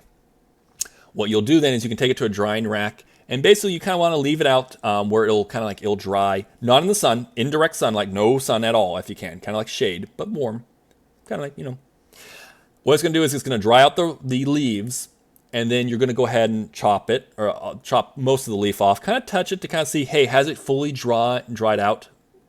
Chop it again once it's done after a couple. It's going to take you a couple weeks in order to actually dry out the leaf, like the leaf from it. Once you've done that, it's ready to start eating. It's ready to start stored. But prior to that, if you're like, hey, I'm going to take this onion, and I have the onion, and I have its like long stalk and everything. Technically speaking, with the exception of like the fibrous bit at the very bit at the bottom, chop that bit off, and then everything from the green part down to the bulb itself is edible. It's all good. So there's a lot to say about onions. They're a very easy crop. Onions are great for you. I would definitely put it into A tier. It is one of those crops that once you grow your own, you also kind of like, hey, my onions are pretty good. They're pretty good. I'll do that. That was pretty easy. And there's a lot of options for you too, whether you grow it from seed, whether you grow it from a start. So it's good. It's good. And like even at nurseries, if you get like a bunch of them, like they'll come in a bunch, technically speaking, you could like separate them out carefully and then plant them. Give them a little bit of space, give them nutritious soil, and they'll thank you for it. So yeah, if you are thinking about growing onions, definitely let me know what you think down the line. I'll tell you, and you can kind of be like, okay, yeah, let's go. I'll teach you anything you need. Brussels sprouts. Brussels sprouts are great. They're also going in C. They take a bit of time. It's definitely one of those ones that I know not a lot of people really are like in love with them. If you love Brussels sprouts though, don't let the C category stop you. Please go for it. They take a bit of time though. You need to check out your particular growth zone. Certain growth zones might not be able to grow them purely because of how long they take to do their growth period.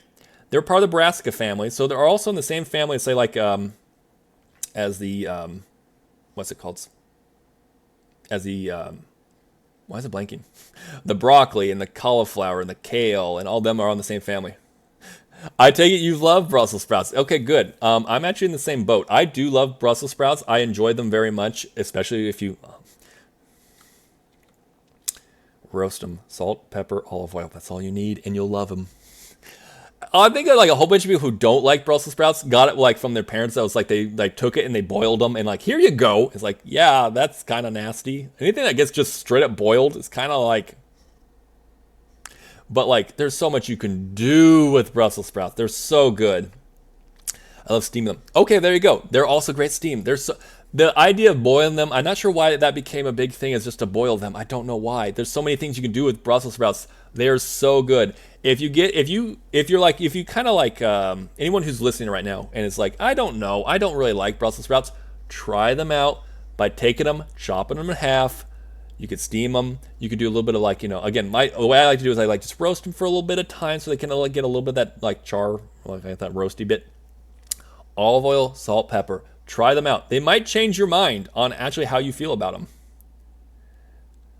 Why did roaster get flagged? Very tasty when you roast them like you would Sunday dinner roasters. What? Am I missing something in that? How's that misogyny? I don't know how. I'm unless it's a new term. I don't know. Chef Barry. Yeah, that's right. We're getting the chef bit right now too. See, I'm not until they're soggy. Okay. Not until they're soggy. Just soften them. Exactly. Just soften. You're kind of soften them up a little bit. Do them a little bit with lemon. Ooh, lemon infused olive oil. Heck yeah, that sounds delicious. Yeah, I know. I like. How's that a thing? Sunday roast apparently is a thing they didn't like. I guess yeah. I don't know. Sometimes AutoMod doesn't like words. I don't know. It gets scared sometimes. Truly, the X-Files there. Thank you also for the bits. Thank you for the bits, man. Appreciate it. But yeah, who knows? It's the X-Files here. It's something I don't know.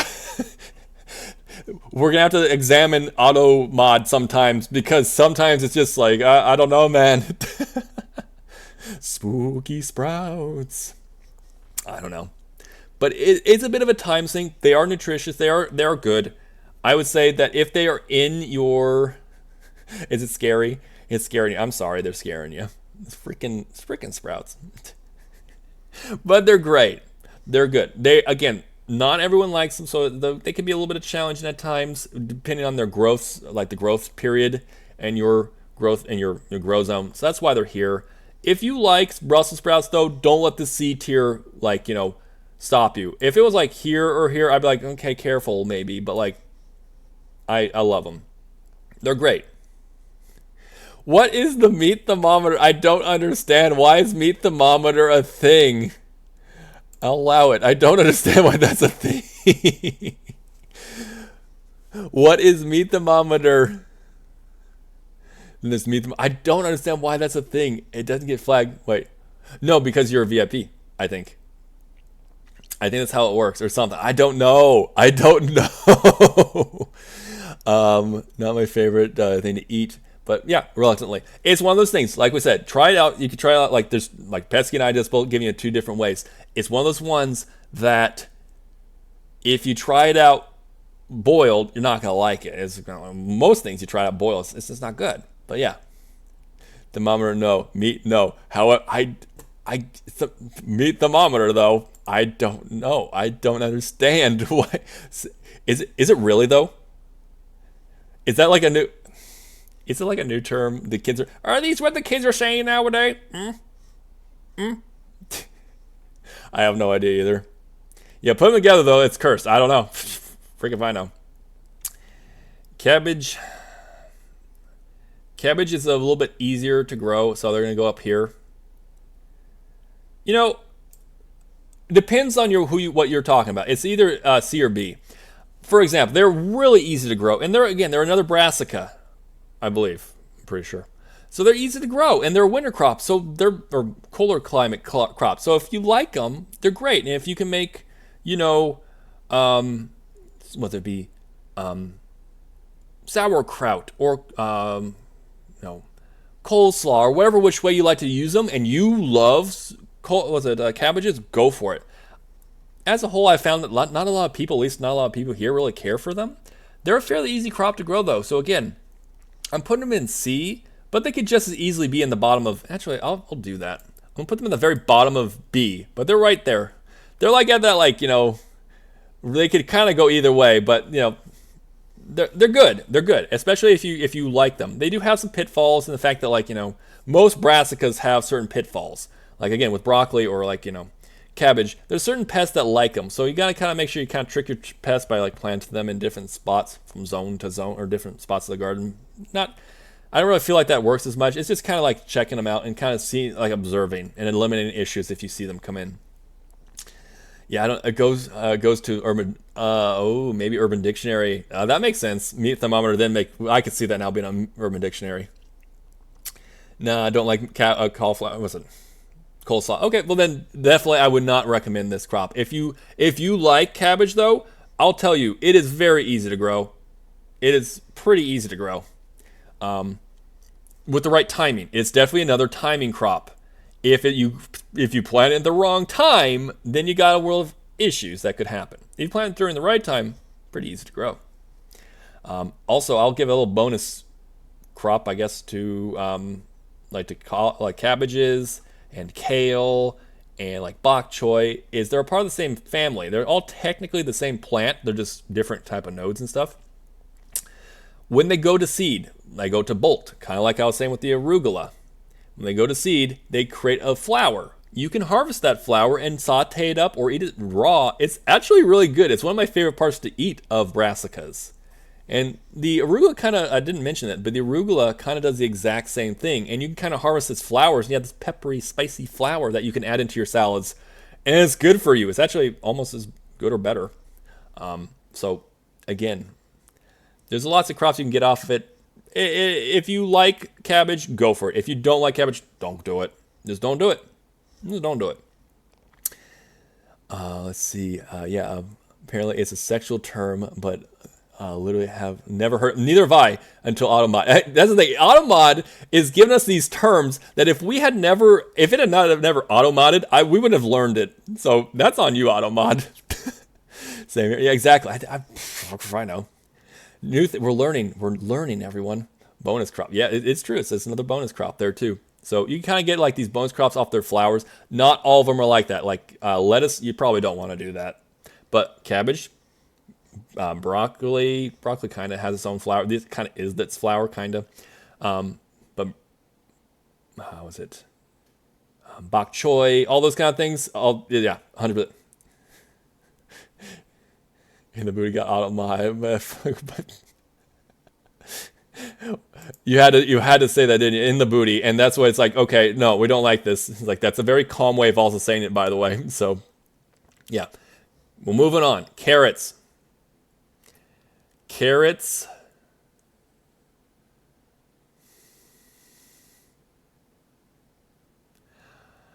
It goes in high B, low A. There's a reason. I love carrots. I will tell you this now. Carrots are my favorite crop as a farmer to grow. I love carrots. And carrots that you grow and you eat fresh from the garden versus in the store are leaps and bounds better. Legit, they're like tomatoes. If you're like, oh, what's a garden tomato taste like versus a store? It is a whole other plant. Same goes for carrots. 100% sweeter, especially if you're growing them in the winter or like early spring. They came out from winter, or you're going. If they had time to kind of be in the ground cold, they get sweeter. Legitimately, it's a thing. Their sugars go into their roots rather than keeping them in their greens. So let me catch up on it. I was arrow shooting by a piglin. Oh no! I think. Yeah, carrots are great, guys. Carrots are great. Grow them. Grown my own potatoes, very nice. We're gonna get to potatoes too. Potatoes are great too. They're great. You will love them. The only reason they're not in A or S tier is because they're kind of difficult to germinate. You need to plant them. You need to space them out enough, or you can have like a thing that helps space them, or you have to thin them once they've grown. But if you let a carrot seed dry out at all during the process of it germinating, that's it. It's done. Plant it again. That seed's dead. So it's a little harder. So you have to make sure, which is not the hardest thing in the world to do. Basically what it means is you need to make sure that you keep the carrot seeds moist. So if you plant carrot seeds, make sure you kind of, keep your eyes on it. Keep the soil moist. That way it germinates. Once it germinates, now it's become easier to grow. As soon as you gotten past that germination part, for those who don't know, germination basically is when it goes from a seed to like a little sproutling that pops out of the soil. That's germination. So as soon as it's done that, it becomes a lot easier. When it starts to grow to a certain point where it's like, oh, you can actually it's got true leaves and everything. It's like, okay, you planted them and maybe they're a little thick together. You might want to thin them out a little bit. You can take those thin ones out and try to replant them. They may work, they may not. I've had mixed results on that. But once you've done that, then they grow and they grow. They're also kind of a little bit like finicky with their soil though. So you want it to be a little bit looser soil. If it hits a rock or if it hits like more compacted soil, then it will try to go around it. And rather than having like these, like you see here, these straight soil, you kind of have one that will kind of like go like this, like around the obstruction, or like, it might fork. That's kind of more natural too. It might do that, which if you care about that, then you got to make sure your soil is really good. But if you don't care, well, good to go. Go ahead. You'll get funny looking carrots. But yeah, nice straight soil, rich soil. It'll love it. You'll love it. The tastes are so much better. Depending on your climate, again, you can kind of grow them in the summer versus the winter. But they do enjoy colder weather for the sweetening factor. Make sure most of these crops, by the way, you want to grow them when there's some form of heat. If you have a mild climate or mild winter where you can actually grow during the winter, great. Just make sure it's gotten to there prior. Like us, we have crops in the ground right now that we're harvesting, even though it is winter right now. I'm looking at this, it's cold outside. But we already got them to maturity. So now it's kind of acting like a fridge. If I try to grow them right now, like, oh yeah, cabbages, they like the cold. If I went out there with a seed and planted it in the soil right now, I'm not seeing that seed come up until at least spring, if at all, because it's not going to grow during this time. But it does like it. Like the cabbages that are out there right now, they're loving it. They're great because they're matured. So that's carrots. They're amazing crops. You will love them. And also, kind of another side note. There's a lot of things you can make pesto with besides basil. Carrot tops, they're full-blown carrot tops that you get when you grow them, is actually a great substitute for basil in a pesto. So you can make a pesto out of carrot tops. So with that in mind, you get the entire plant as an edible source for you. So good to note, right? Moving on. Cauliflower. Cauliflower,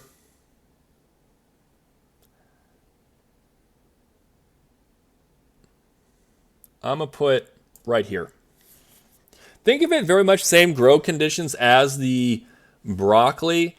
I don't feel like as many people really are in love with them. But for your own purposes, you might go there. If you're like, hey, if 1-to-1 for difficulty, I'd say they're right at the same as like, a broccoli. I mean, we pretty much grew them right next to each other last year, and they were pretty much like they came up at the same time. They were ready to harvest at the same time. And everyone also kind of thinks of cabbage always as this green one. There's cheddar cabbage. Oh, thank you also so much for the stretch, by the way. I'm going to stretch. Ooh, did you guys hear that? That like pop. My old bones. My bones. But there's also like cheddar cabbages, which are kind of like, orange or lavender cabbages, which are purple. You could go like a Romanesca, which is kind of like not really a cabbage, but it's like a green. There's a lot of different flavors you can do, and then you can like you can eat them like kind of like similar ways you would like with like broccoli. You could like pickle them. There's a lot of things you could do. Again, I feel as though I don't know. I want to put them here. But as far as difficulty goes, it's the same as this. If you're thinking about doing like broccoli, you could just as easily do cauliflower. They're great in that sense. So again, I don't anything above the C, above C here, or C and above. Take it as it's got my approval. It's got so far we haven't really hit one. We haven't hit one that's kind of like in the D or F tier. But yes, this is a good crop.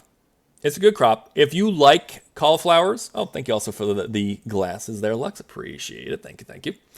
I got glasses while I farm, so that makes sense. It checks out. That timing. The fart it's a little farty in here today. It's a little gassy. But if you like cauliflower, it's got a seal of approval. Go for it. Celery. Celery's in C. The reason why is that you can grow them. I've had difficulties growing with them. I've seen them. They're prone to, they need certain like conditions. And also you kind of see how like they got that little whiteness to them there at the bottom. It's bleached essentially what it looks like. It's because you have to hill it up. So there's a little bit of extra work you're going to have to do. However, if you like celery, if you want celery, yeah, go ahead, put up here. But I have another option for you down the line. Actually, let me see. Is it here? I'm not sure if it's actually here, but I'll have These nuts? Got him! Got him! You got me. You got me, these nuts. I have summoned by the fart. You're like, hold on a second. Someone farted. Someone has done the fart. Too many sprouts. Too many sprouts. There's a lot of sprouts. There are a lot of sprouts. But if you like celery, and I don't really see it down here. Let me see. I'm not seeing it here. So I'm not going to be able to like really give it to you. But if you want another option that's like celery, but it's easier to grow, Swiss chard. Swiss chard, which is not on this list, is 100% an S tier. I don't see it here. I don't see it down there, but it's an S tier. If you like, say, like a rainbow chard or Swiss chard, it's another not fast growing, but it's a part of the beet family. Rather than eating the roots, you eat the tops, and they grow fast. They grow a lot. Lux also just got added to the server. Thank you so much. I will definitely go ahead and verify you as well, Lux, in a little bit. But it is one of those crops that it will grow a ton for you. And it grows a lot, and it grows for a while. It's, I mean, for the most part, give it normal nutrient soil, it'll be fine. And the reason why I'm telling you instead of celery is because if you chop off the tops of the Swiss chard, use the Swiss chard tops and like, you either use them like a, stir fry or in your soups or whatever, but you chop the tops and you have like the stem. The stem has a little bit of a Swiss chard taste, but it oddly tastes like you're eating celery. My sister grows Swiss chard. It's so good. It is so good. It's so good. It's very nutritious too. It's one of those like quote unquote superfoods. So it's got a lot of nutrition. And again, the tops are what everyone typically looks at and says like, the leafy part. Use that, but also use the stem. The stem makes a really awesome pseudo celery. So you can grow celery 100%. But if you have an opportunity to try Swiss chard raw and try it like, the stalk itself, try it out. You'll have that odd salty kind of celery crunch and taste, watery taste. It'll have a little bit of a Swiss chard taste to it. Obviously, it's Swiss chard. But it's so much easier to grow and it grows so much faster than celery that's why I would recommend that over celery. However, again, it's in C tier, which C and above, I'd say go for it. If you love it, go for it. But it goes on my list as C. Swiss chard being a better option because it also gives you more options to itself. Let's see. I keep forgetting two. I'll definitely look here for three. What's it? Sorry. I can read. I swear I can read. I kept forgetting Tulal. Like I've defo been here for 3 streams. Oh, you're totally good, my dude. Yeah, if whether you gotta like lurk and stuff, whether you're like, you get chime in stuff, I appreciate you here. I do have like VTube Studio up, or it was a VTube Studio, and also my other like material lists and stuff, or my mix it ups thing. So I kind of see who's here too. I don't want to ever call anyone out from like a lurk mode or anything. So I appreciate you being here. Thank you. See, I see the stems and soup. Oh, there you go. Yeah, exactly. You could totally use like, that's the thing. In Swiss chard, you could totally like use the leaves. You could use the stems. You could use the whole thing in like whatever you're gonna do. But that's why I was kind of like mentioning it along with the celery, is that you could kind of make a pseudo celery stock out of Swiss chard stocks. So kind of just a little note. If you have the opportunity to try it out. Come back to me and say, you know what, you're absolutely correct. It tastes so much like celery, obviously with a little bit of a Swiss chard taste, but oh my God, it's changed my world. I like that. Great. Or you're like, no, I'll stick to celery. Hey, cool as well. Totally understand it. I love how like they just switched them out. Is there any tomato? Okay, cool. Cherry tomatoes. Cherry tomatoes are going to go right up there with tomatoes. I'm going to just do them both now since they're here. Tomatoes are kind of like this king. I'll put it there. I think everyone for the most part loves tomatoes. Broccoli can kind of be, well, at least with kids maybe. These are all like interchangeable. I'm not gonna say like this is better than this. This is interchangeable. Whatever you want to do, they're all a part of S tier. They're all amazing. Tomatoes and cherry tomatoes are one of those crops that you maybe I've had so many friends who are like, I don't like tomatoes really. Actually, they're not very good. I'm like, did you try them from the store? Well, yeah, that's where you get them. Okay, have you tried it like from your own garden? Well, no, I haven't. And then like we give them some tomatoes, and they're like, oh my God, this is a tomato? This tastes like a completely different vegetable. Well, and technically it's a fruit. Technically. It's a fruit, actually. So, it's a fruit. They're amazing. They're fairly easy to grow. They might need different type of structures depending on what their grow patterns are. But whether you're growing the smaller cherry tomatoes, which let me go and pop that up a little, cherry tomatoes, or the bigger, like, tomatoes. There's so many varieties. They have all their different flavors. They are so good. They're easy to grow. They got nutrition. You could do them different ways too. I'm gonna give you guys a little bit of extra on the tomatoes because tomatoes are a big crop here. With cherry tomatoes, they're gonna keep growing. You kind of just keep picking them as they go. They go great in salads, or you can just eat them raw. However, which way you want to use them. Maybe put them into like a cucumber salad, or there's so many ways you could use them. with the tomatoes, the bigger tomatoes, they'll go great on sandwiches, burgers. They can put them into like, a little bit of like with some basil and cheese and olive oil and balsamic. You got yourself a nice little platter right there. There's two different types of tomatoes. There's different species, but there's two different types. I'm about to give you a big one that, for whatever reason, it's not as common knowledge unless you start getting into tomatoes. There are determinants and there are indeterminates. Determinants have determined they're a certain size. So they're typically going to be smaller bushes. So like, those tomato cages you see, they're actually pretty solid of a growing structure for those. They're determined to be about 3 to 4 feet tall at max. And whereas like the indeterminates will give you crops consistently throughout the season, determinants will give you one big blush of tomatoes and then it's done. That's it. No more. Why would you want that? Well, if you're trying to can or do your own tomato sauces and stuff like that, rather than have to wait throughout the entire season, you get to go ahead and they have a big harvest, and then you can do a big canning, and now you have your year's supply of tomato sauce or tomato paste, or whatever you want to do with it, as long as you do proper canning processes. On the opposite end, you have the indeterminate. There is no determined size. There is no determined growth. It will kind of keep going until one or two things kill it. Frost or disease. So until one of those two happens, it'll keep growing. And typically speaking, it's going to be the frost, unless you have some situations where it will overwinter. Very, very situational on that. But for the most part, they're an annual, but they're technically, you actually look at their species, they are a short-lived perennial. But most people grow them as annuals. Again, the indeterminates will not give you one big blush. They'll give you kind of a little bit of tomatoes every so often, but they'll continue to keep giving it to you. So kind of just to note, most ones you're going to find at nurseries or ones you'll find seed stores are going to give you the indeterminates. So if you want indeterminates, you're pretty safe. And there's a lot of different varieties. If you want more along the lines of, I want that blush right now, I want to do some canning this year, you want the determinate varieties. Or you could do both and have a little bit here that you can do for canning, and then the other one that's going to give you a little bit of tomatoes throughout the entire season. So tomatoes are amazing. They taste great. They're fairly easy to grow. Just make sure they're up off the ground. You can grow them. Technically speaking, you can grow them on the ground, but bugs like them too.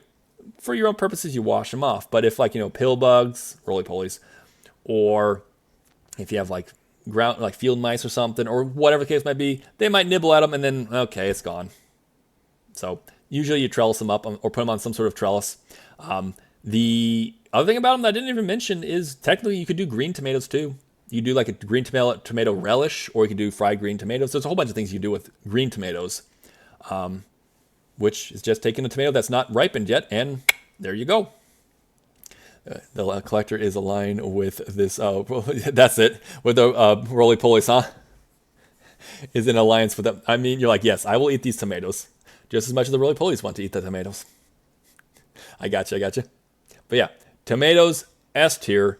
Easy S tier, whether you're talking about the bigger tomatoes or the cherry tomatoes, they're great. Since you mentioned the pest just a little bit there, could I ask a question about other kind? Yeah, absolutely. What would you like? What kind of questions, or is there other type of pests? I also got kind of a nice little bonus tip. If you're, I'm gonna wait for Pesky to ask the question first. Other type of pests. My bad. Sorry. Other pests for tomatoes. Well, again, you mostly are going to have roly-polies could be a thing. Slugs can be, but they really have to go up there. No, that was me. That was me not reading right. That was on you. That was on me, Pesky. The big one that everyone knows or has heard of is the tomato hornworm. These are the guys that like to come on through and they'll demolish. However, I have a solution for you. A solution that, if you have this thing already, congratulations, they're very easy to find. Because they're not easy to find when you just look at them as you're looking at a plant, because they kind of blend in very well. They're also green like a stem. But tomato hornworms glow in the dark when applied with a black light. So if you have a black light, or if you want to get a black light, or if you have a tomato worm problem, get a black light, flash them out there at night, and kind of just walk your garden real quick, walk your tomato plants, they will glow in the dark. It is kind of trippy. Just how much it, like, you'll be like, okay, I see this, my plant. Whoa, hello, there you are. It will stick out like a sore thumb. You will find every single one that's on that list, on that plant. So if you have a black light and you have a problem with tomato hornworms, that's the one you'll get. You could have a problem with birds. For the most part, I don't really see a lot of issue with birds. They might go after it. Most of the time with birds, the reason they eat like your fruits or your vegetables is because they don't see water sources. That's why they want it. They much rather eat bugs because it's more protein for them, or nuts and seeds because, again, it's more protein, more energy for them. The fruits and vegetables, they give them water kind of mostly is what they're looking for, the water, and they'll give them a little bit of sugar, but the sugar doesn't really give them that much either. So yeah, so that's the most of what they're looking for, is they're looking for water. So they might attack your tomatoes, but for the most part, I haven't really seen it. A lot of your issues with tomatoes are not going to be so much with the pests. Again, it's going to be those are the big two ones that I know of, at least the ones I've seen. If you guys have other ones, it may be like harlequins. Harlequin beetles could be an issue. Harlequin beetles basically come in because if you haven't had a really big cold climate, or actually if you live in a cold climate, you probably don't have harlequin beetles. But if you live in a mild climate, you might deal with harlequin beetles if your winter was really mild and it didn't have a lot of cold days that wiped out their population. So that could be an issue. Harlequin beetles are horrible. They will go after every crop. The squash beetles, they'll go after your squashes. Oh, the cabbage hornworm will go after your cabbages. Harlequin beetles will go after every single crop they could see. But it also depends on where your climate is. The biggest issue with tomatoes is making sure they have enough airflow and keeping if you're going to do any pruning, keep your pruning shears also sanitized between plants, because fungus or those type of diseases, that's going to be probably your biggest issue. So that, and making sure airflow is big enough. So long as there's enough airflow, for the most part, you're going to be pretty good. There's a lot of people like, oh, there's blight. Yes, there is blight. However, blight is not as common as people think it is. They're always like, oh my God, that's blight. And it's like, blight is biblical, essentially, when you're talking about a garden. And you really have to kind of screw it up in order to get blight.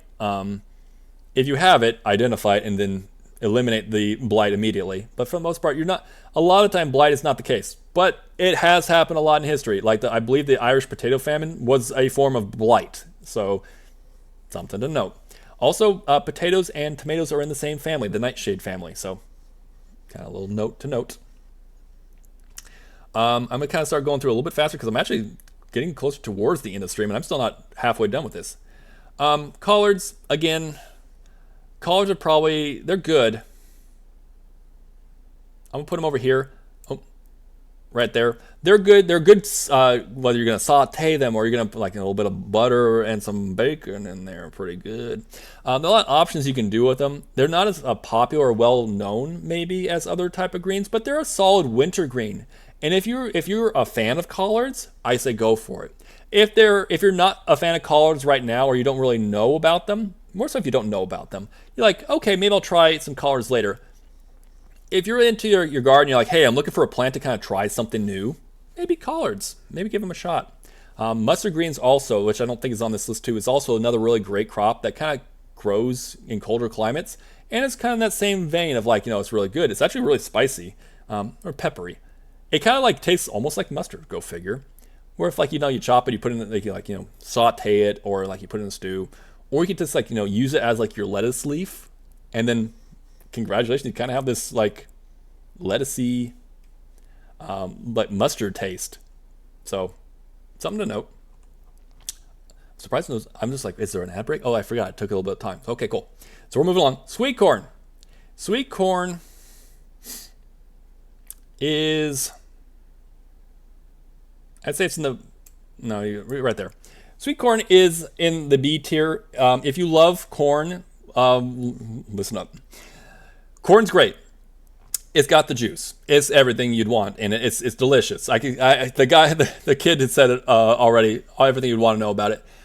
Corn as a whole, you need to grow it in larger areas together. If you just grow one line of corn, they're more susceptible. That's the guy. What do you like about corn? It's cold. Oh my god. A good corn that knocks, it has the juice. I can't imagine a more beautiful thing. It's corn.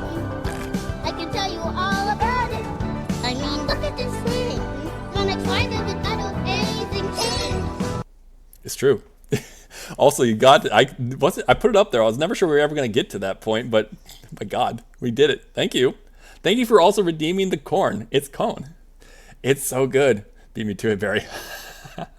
And also, thank you so much, Lux, for the cozy mode. Oh, we got ads coming in about a minute. So we know it's about actually 2 minutes now. It's cone.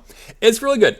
The big thing about it is you want to grow. If you're going to grow it, don't grow it like one in a line. You want like, here's a row, and then immediately like maybe six to a foot away. Here's another row, another foot or it's about 6 inches away. Another row. Do it like at least 3 to 4 together. They're going to help with several things: pollination of the corn, and also along the lines of the wind protecting it. Well, thank you. Yeah, it's my cozy mode. It's nice and cozy in here. Thank you. I'm gonna be keeping on. I'm gonna keep adding new things for people to redeem. But this is when I was like, I'm gonna make this. So thank you. I'm glad you enjoy it too. I know I do. I enjoy it. It does have like a tassel up at the top, and then like it'll like fertilize the 2 corn stalks or corn cobs that are on the stalk, because you're only gonna get about 2 corn per plant technically. And it's a high feeder, so again, that's why I'm putting it down here and not a little bit higher. Corn yum yum yum. Exactly. Corn yum yum. It is a yummy fruit. It is very good. It is delicious. If you love corn, I definitely recommend trying it. Oh, we got an ad break. Don't worry. That kind of was a good segue too. But we won't go on any further into the list. We'll go ahead and we're going to lighten around into the last hour. So I'll be a little bit more precise, more moving, a little bit moving and stuff. But yeah, don't worry about everyone.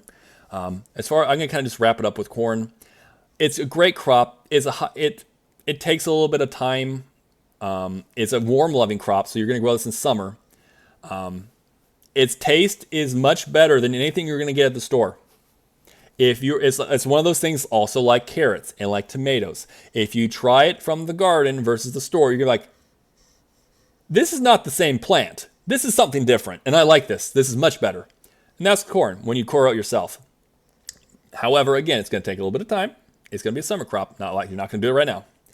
And you need to kind of grow them in like blocks, because if you grow them in single lines, again, they're more susceptible to falling over in wind, and they're not likely to fertilize as well. Because again, the top of the plant is going to have your tassel, or your which is going to have all like the fertilizer, powders, pollen.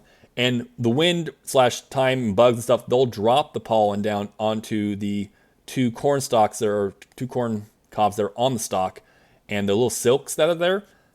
That's what's going to need it. And every single silk needs to be hit by pollen. If you ever had like corn where it's like, hey, there's like some part of the cob that's missing, that particular strand never got pollinated. So it's not a very effective plant. That's the thing. It's because a lot of the corn today has been hybrided out, so it's not the same thing as it used to be back in the day. So it's not a perfect grass, because it is a part of the grass family. But it's great. If you want to grow your own corn, I definitely endorse it. Just realize it's a little bit different from the other ones. You need to block them out a little bit, but it's delicious. And it's got the juice. So yeah, that's that one. So far I haven't come across any D. I should probably spice up like, yeah, this one's on the D list. I think D and F are basically going to be because of difficulty at this point, because a lot of it's also just preference. But watercress, actually, I've never done either, so I'm going to throw that over there. Next one's going to be cucumbers, and cucumbers are... They're going to go on A.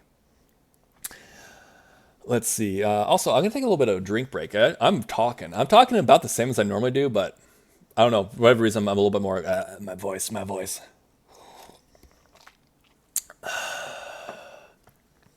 I sure do love coffee.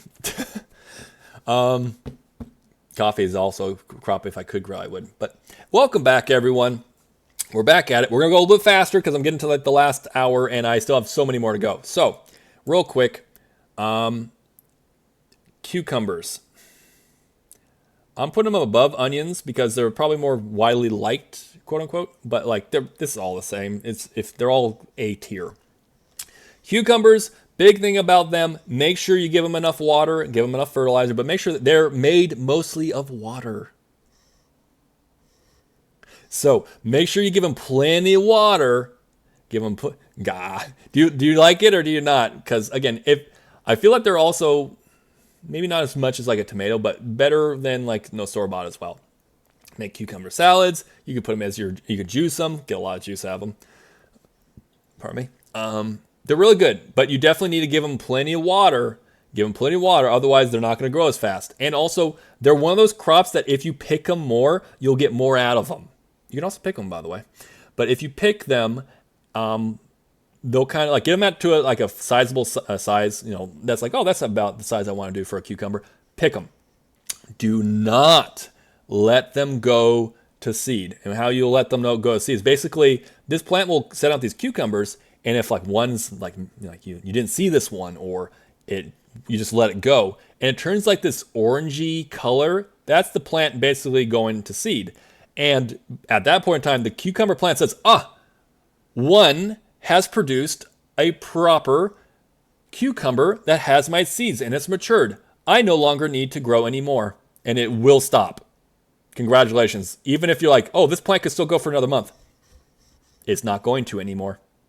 It's not going to because it went to seed. So pick more because you'll get more, but also because you're going to stop it from doing that. Exactly. If you have the cucumbers, you don't want to like go to seed because then you're not going to get any more.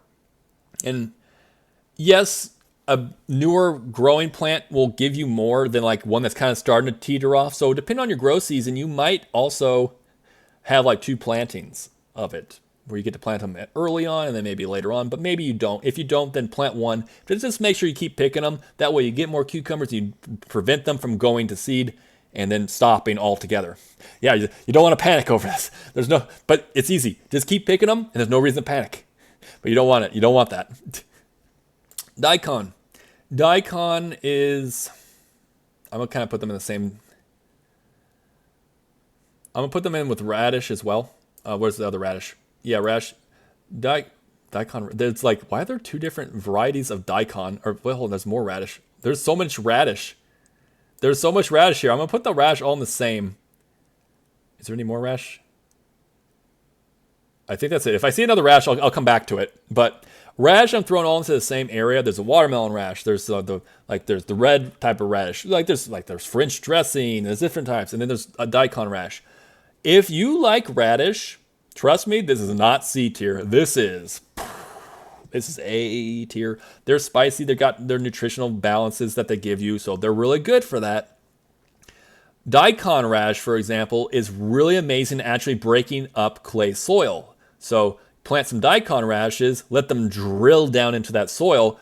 Once they're done, you harvest them, throw some compost over the top of it. They've done a lot of work for you, so they're good for that. And they're also good for like if you're doing like say kimchi or maybe a fire cider kind of like medical kind of thing. There's some medicinal properties to it too. They're very fast growing. These 2, the watermelon radish and the daikon, grow a bit slower. These ones, they'll grow for you real fast, depending on your season. If you're doing it kind of going into winter, they'll take a bit of time. But these ones will grow real fast. These are probably, if you ask me, what is the fastest growing radish? Fastest growing fruit or vegetable you can get that's not like, microgreens? Radish. These ones, no time at all. That's actually the inaccuracy with Stardew Valley. It's like, oh, this will take 4 days to grow, whereas like carrots will take like 3 days, the wild carrots. Carrots, actually, you can plant these 2 together. There is a method of actually planting your radishes and your carrots together. And these will come in first, so you get to harvest them. And then while these are coming in, and then they eventually will block out. So that's an actual option. Pickled radishes are good. I've done like some radishes. I've actually done like whether it be onions or cucumbers or radishes where you can do like a fridge pickle, which is solid. You got to eat it fast. It's one of those ones that you don't get to like store it away forever, but There's so many different vegetables you can pickle. Radish is one of them, and they're really good. And their seeds are very affordable. They're very fast. They don't really take up a lot of space either. So you can almost like, hey, I have this area here where my tomatoes are, but then you like line up some radish seeds along the bottom, and they'll kind of just grow there, no problem. Very, very benign. And then you'll just come and harvest them. So you can kind of use up extra space that's not going to be able to be used. You can fill them with some radishes. They will bolt. They will bolt in warmer weather, so you gotta kind of keep that in mind. But radishes as a whole are a solid crop. I put them in C again. I put them in C, but I mean, I don't know. Maybe I could bump them to B. I'll keep them here for now. But again, if you like radishes, I'm putting the smaller ones because these are the ones that everyone's gonna get off the bat. And these are very easy. As far as ease go, they're up here. But overall, I mean, they're not, I don't know. They're good.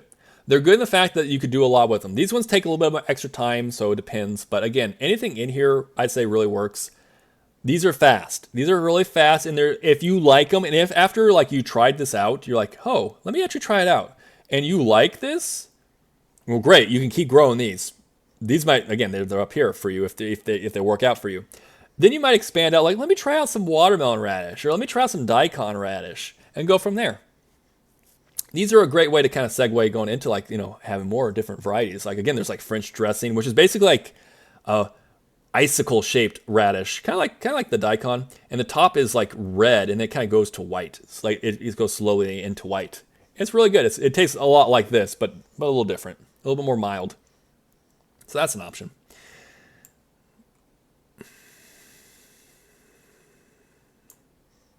That's right, I said it. Eggplant is... I say this as an Italian who likes eggplant parmesan. Listen, eggplant is one of those crops that I feel takes a long time. I know, right? It takes a long time. It's in the same family as peppers, as tomatoes, as potatoes, all that. But they take so much time. Their crops take a little bit of time as well to actually give you, and sometimes they'll be scrawnier if like they're lacking in certain nutritions. As far as nutritional value, they're not stellar either. They're not very good. They don't offer you all that much. Their options as what you could do with them are also kind of lacking. They got some options, don't get me wrong, but they're kind of lacking. The biggest thing they got going for them is they're fairly fibrous, like as a whole. So they could help you with fiber stuff, but not worth. If you have recipes or if you use so much eggplant and you just want eggplant, go for it. By all means, please do. Nothing on this playlist, anything on this list at all is out of bounds. But if you're asking for ease and what you're bang for your buck, I don't really see it with eggplant. It's definitely something that we've actually decided this year we're not going to attempt anymore. We can grow eggplant, but we're just like, no one really buys it here either. That's another thing. For farming, it's not or at least in this area, it's not very profitable either. So as a whole, if you want it, go for it. Yeah. The fact is it's also in the D tier.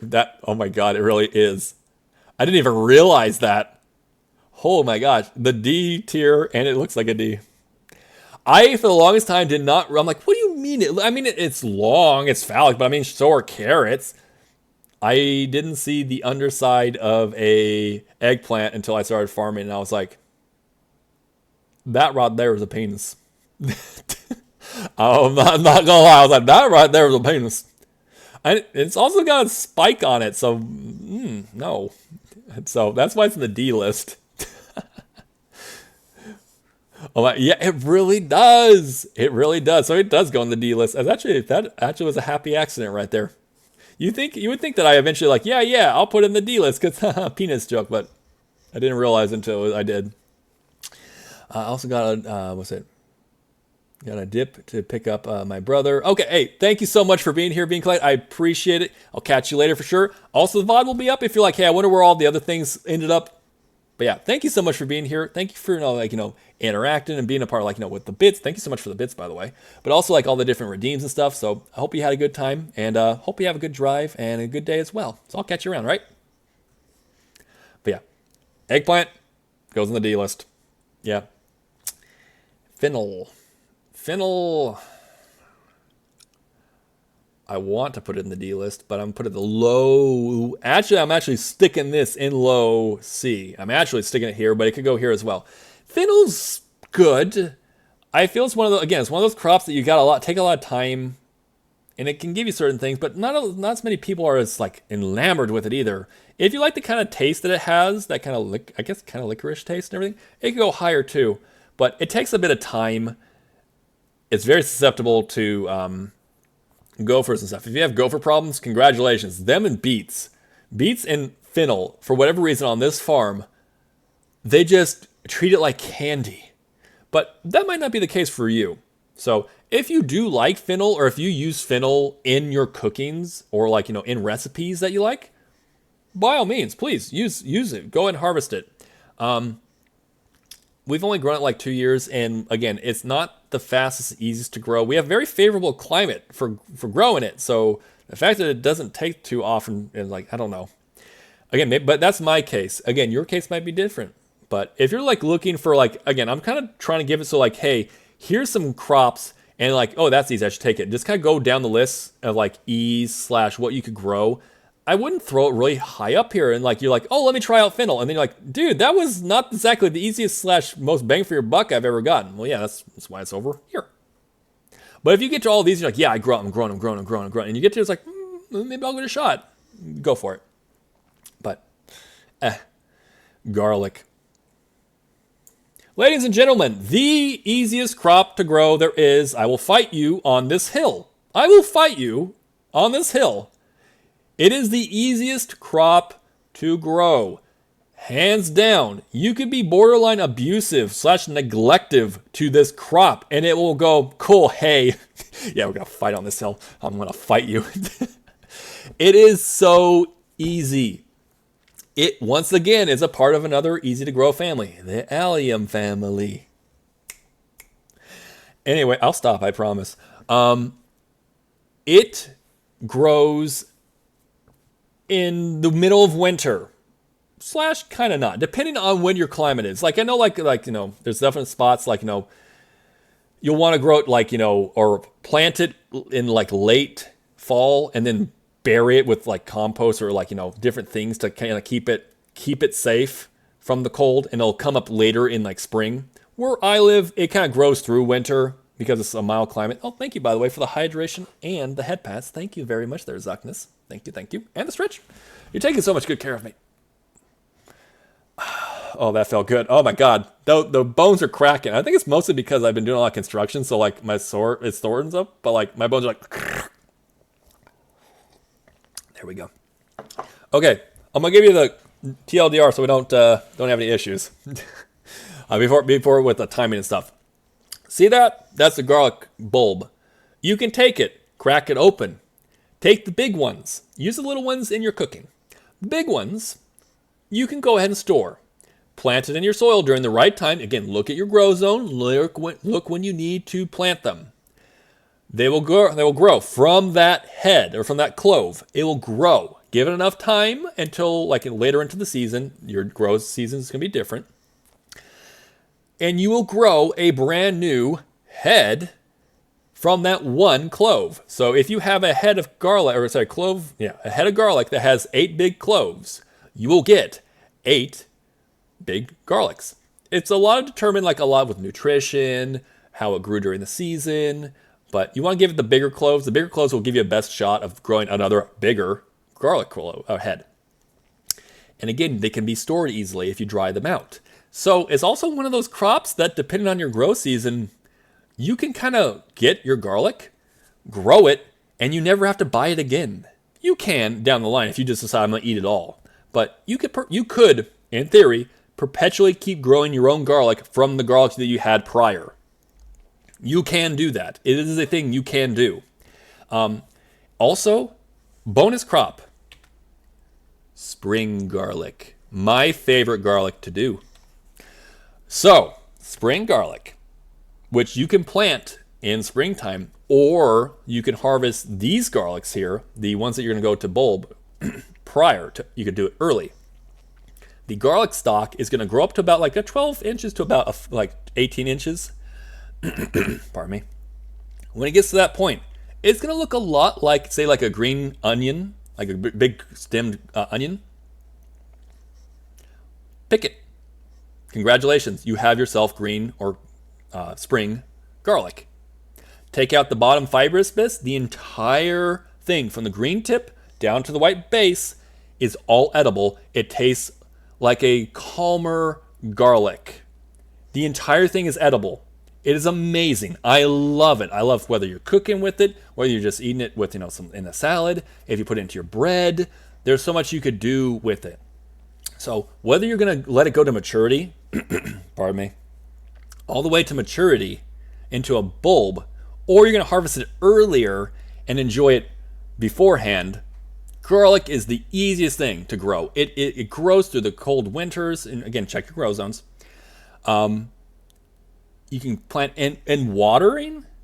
I have not watered our garlic that I planted back in like middle of October, like about middle October, late October. This year was a little bit later October. I have not watered it since I did the initial water.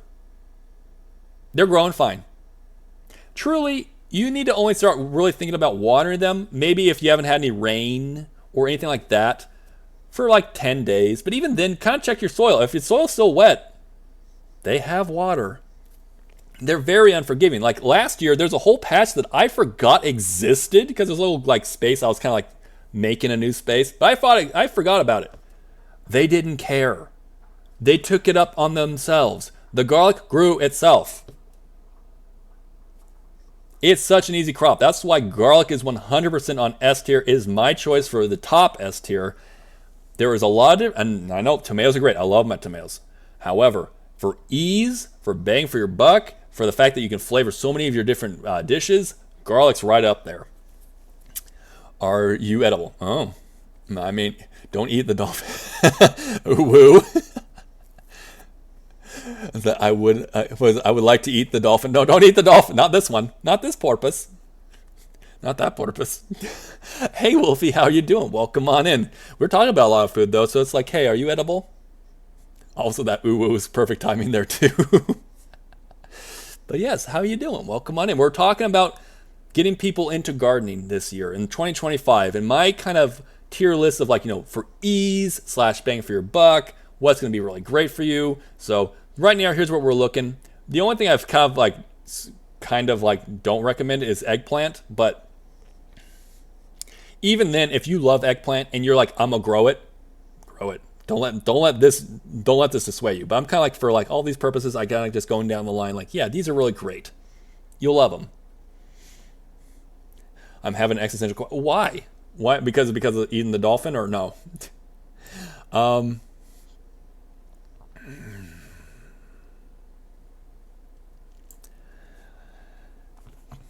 I don't like doing this, by the way. IRL crisis. Okay, well, I hope that it will resolve itself. Is it like job kind of thing, or like what's up? I love ginger. Ginger is an amazing crop. I enjoy it very much, but it is very much a where are you in the world? Like, I love it. It's taste, it's up there. But for ease of planting, it's above that. Hold on. I really don't like that, but I can't put it into C because my God, it is a difficult crop to grow. Mental health rate. Oh, okay, I gotcha. Well, I'm sorry about that. Yeah, is it like one of it's like a particular like day because like I don't know, like you have like a tough like mental health day, or sometimes it feels like weeks at times too.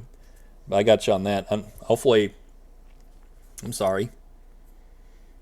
Hopefully it's something that like it's like it's rough, but like I'm working through, or something like that. I'm sorry. But as far as like ginger goes, yeah, I would love to put ginger up higher. Ginger is a difficult crop to grow. Others might say differently. If you're gonna grow it in a wide growing planter. Don't grow deep. They don't grow down. They grow sideways. It's a rhizome. So they're gonna grow. If you have it here, it's gonna grow off this way. It's not gonna grow down. Not much. So grow it horizontally. It likes that's the thing. It likes heat, but it likes shade. But it's all these different combinations. You know, I've tried it. I've actually grown this crop before. It's not that easy of a crop to grow, and it doesn't have that great of a storage either. Not really. So you need to kind of use it, and if you don't use it, it's going to rot on you, and oh boy. So I love it. As far as taste goes, it's up here. As far as ease, I can't consciously tell you, yeah, grow ginger. It's so easy. You'll love it. I can't consciously tell you that. It's difficult to grow in comparison to a lot of different crops. And that's the difference, in comparison to a lot of different crops. If you want to try it out, maybe try it in like a little planter box or like a pot that has some good horizontal growth points for them. And you can water them in and kind of keep them in a nice favorable spot. If you can do that, go for it. Give it a shot. I mean, treat it more like a potted plant maybe than like a field crop, because you might have some more issues with, is what I'm telling you. The stems can also be harvested to be made into like a tea. So like the shoots that'll eventually get up and everything, and the leaves that'll come from there, you can actually make a tea out of them. It's actually, I tried that too. It's super tasty. It's not easy though. There's everything above it here I'd rather plant with a case of ease to grow. Shoot, even eggplant would be easier, but I find this a lot more valuable, a lot more tasty, a lot more all the different things you do with it. But it goes indeed, purely because it is not an easy crop to grow. I'm not gonna lie to you. I don't want to like, again, S tier taste, D tier when it comes to ease of growth. Green beans? Do I get pole beans or just green beans? Just green beans. Okay, I got. Like I said, I gotta keep going. As far as ease goes, ease and taste and everything, I'm putting it right here in A tier. Again, A tier is a really good tier. Yes, it is. If you do pole beans, you can be like standing upright more. Bush beans are gonna be a little bit more along the lines of like, you're gonna have to kneel down and grow them. They're a very easy crop to grow. And depending on if you have the right kind of, fungus in your soil, they might actually be able to, technically they're a legume, so they could nitrogen fix your soil. So put more nitrogen into your soil if you have the right type of rhizome, or if you don't, then you could always use like a inoculant in order to like inoculate your beans so that when they grow, they'll put more nitrogen into your soil. Caveat is, if you're going to do that when you go to take down the actual plant, you have to cut it at the base, leave the roots behind, because if you grab all that nitrogen and then you yank it all up and then throw it away, or please don't throw it away, put it on like a compost pile or something and throw it away, you gathered all that nitrogen into your soil and then immediately took the roots that have the nitrogen nodules and yanked it out of your soil, so you didn't really do anything with that. But beans as a whole is just for as plant is really great. There's like, you could cook them, you can roast them, you can pickle them, you can store them away, can them. They're really great. The plant itself is easy to grow. They're also very easy to seed save. They're probably one of the easiest plants to seed save for. Literally all you got to do is take a green bean, like one of these beans, or take more if you want, but take them, let them dry. Are they dry now? Yes. Cool. Store them. Plant them again next year. Or next time. It's that easy. Other plants, you can't quite do that. They'll cross-pollinate. Like squashes are notorious for that. If you have a squash anywhere near another type of squash, you're going to get another seed. It will not be that same plant, which, could be fine. If you're like, I want a little grab bag of squash. Beans, on the other hand, will not cross over. So if you're like, I want to grow some beans. I want the exact same bean. And there's green beans, there's dragon tongue beans, there's all kinds of things. There's cranberry beans. There's all kinds of different beans besides just the green bean. They're super easy to seed save for. So that's why I put them definitely in A. They're, as far as like seed saving, they're S tier, 100% S tier. They're like they're the starter thing. If like you're like, I want to start seed saving too. Beans are so easy to grow. They're so easy to seed save for. You can multiply your stock just by doing that. But yeah, they're great. Bell peppers. I'm going to put bell peppers here. Let's see.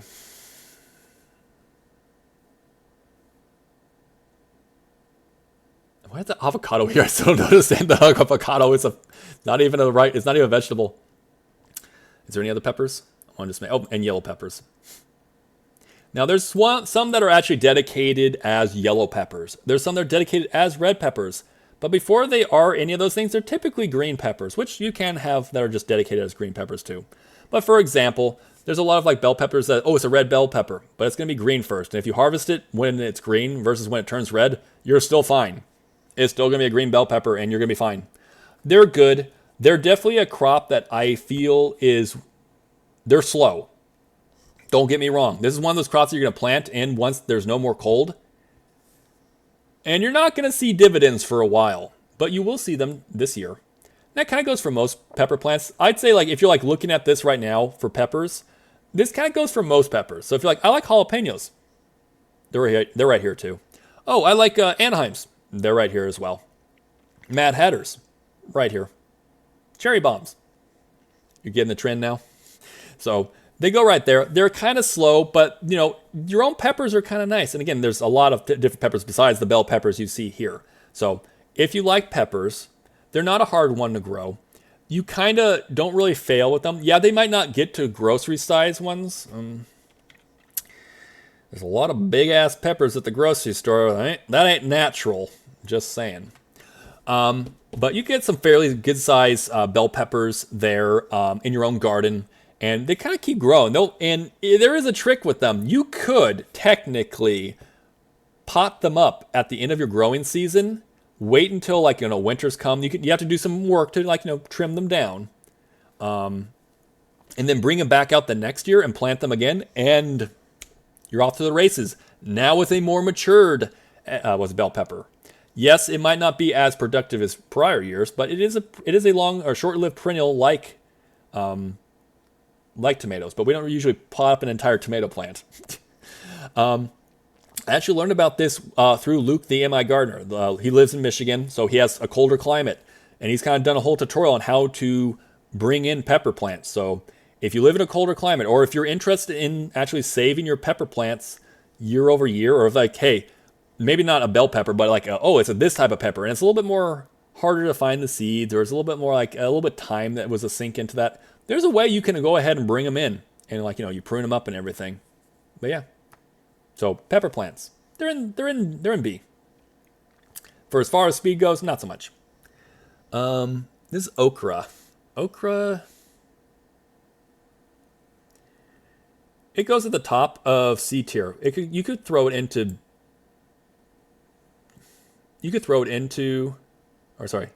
top of C tier. You could put it into B.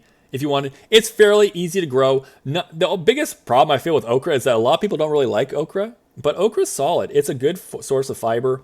Nutritional wise, it's kind of the same thing as eggplant, but I feel like I've had too much good gumbo and stuff like that to put anything less than C. Again, the biggest thing, here's your big tip on okra. You ready for this thing? You ready for this? Is going to change the way you see okra if you're going to grow it. It's going to grow, and it's going to get to say, and they might say, oh yeah, no. You can let it go bigger. Don't harvest the okra when it's smaller. Don't let it get too big. It'll become more fibrous, and then it's not as enjoyable. You want it when it's more soft, more tender, and typically that's when they're smaller. So it's you can get one that's the size of your palm going horizontally. Oh, about that? That's pretty large. Nope, don't do it. Don't do it. It's going to be fibrous. Get it when it's smaller, when it's more tender. They'll keep growing. They'll keep growing as a plant. Again, if you like okra, it's probably a B tier or maybe even an A because it's so easy to grow. It grows in hot and warmer climates, but as a whole, depends if you can do fried okra, if you can do gumbo. There might be other options you could do with it. It's a solid plant, but it's not one that you're going to have if you have a really killer gumbo, then hey, you have your own supply. But as far as ease and what you can do with it, and I don't know. I'm sticking in the C tier. If you're looking at doing a garden and okra is on your list of things you like, or if you use a lot of okra, please use it. Please use it. I'll do a big disclaimer at the end of it all again, hey, if you use this crop, eat it, plant it. If you don't again, if you love tomatoes, grow it. If you do not like cucumbers, even though it's an A tier crop, do not grow it. Do not grow it. If you're not going to eat it, then do not grow it, man. You know what I mean? Okay. Onions. Oh, I missed one. Hold on. I will actually stick it above. Actually, I'm going to stick it away from here, above the cucumbers. They are a very easy crop, too. They're also one of those fail-safe crops, too. Again, they're a part of the allium family. So they're very easy to grow. You can grow them, and they're kind of like they can regrow. Like you can take the tops off them, and they'll kind of spit out more tops if you want. But if you want to grow them, you can bunch them together. Like you have this bunch here. You can like grow like normally you don't want too many seeds close to each other. Green onions, you kind of can cheat and keep them close together in a big bunch, and then pull them all out together. They will grow. It might take a little bit of time like that, but they'll grow solid. They also don't really have an issue. Like you realize, oh, I got to grow it. Say spring. So you plant them and you kind of like you're harvesting them in summer and maybe a little bit of the fall. And so long as you don't have a climate that'll like kill them in the winter, you kind of leave them during winter. So they're kind of just in the ground until you need them. Until they bolt. As soon as they start to bolt, then it's like, okay, get them out of there. Get them out. They're so easy to grow. They add lots of flavor. They're very mild onions. So you get that oniony taste without like, the more bolder like red onion. So I highly recommend it, especially if you use green onions. If this is something that's in your diet a lot, they're so easy. They're so easy to grow in large quantities, and their seeds are stupid cheap too. So it's not like, oh, well, how much is the seeds going to cost? Nothing for a ton. So you can even, technically speaking, you can also let these go to seed. Like they'll do their bolt. They're a biannual. They will grow like in 2 seasons. So if they go through a winter, they'll acknowledge that as like that's the second year.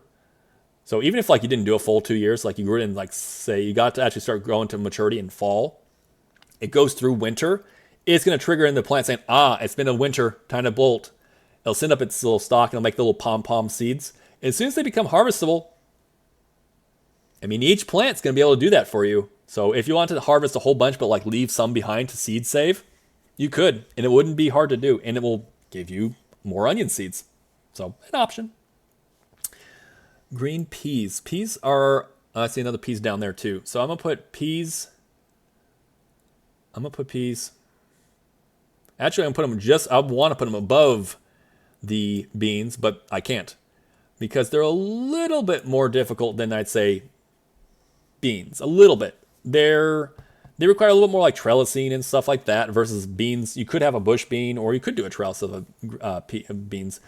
The one thing that's good about the different peas is I see here is like you got the green bean or green peas where you kind of let it go a little bit bigger, or you got the snow peas. You could technically get these both have it. As soon as it becomes harvestable, the peas becomes big enough, kind of like also with the beans. You can pick it. It's like, oh, well, you could have let it go bigger. You could have, if you want. With either of these, don't let it go too big where they start to get too bulbous because they'll start getting a little bit or fibrous.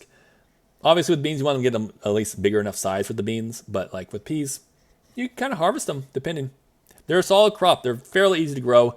You could do a weird, not weird. You could use their tendrils or you could use their flowers also in a salad. So you could technically harvest them before they're even an actual pea. They're great like that. And it kind of adds a little bit of extra to your salad. A little bit extra like, whoa, that looks really awesome.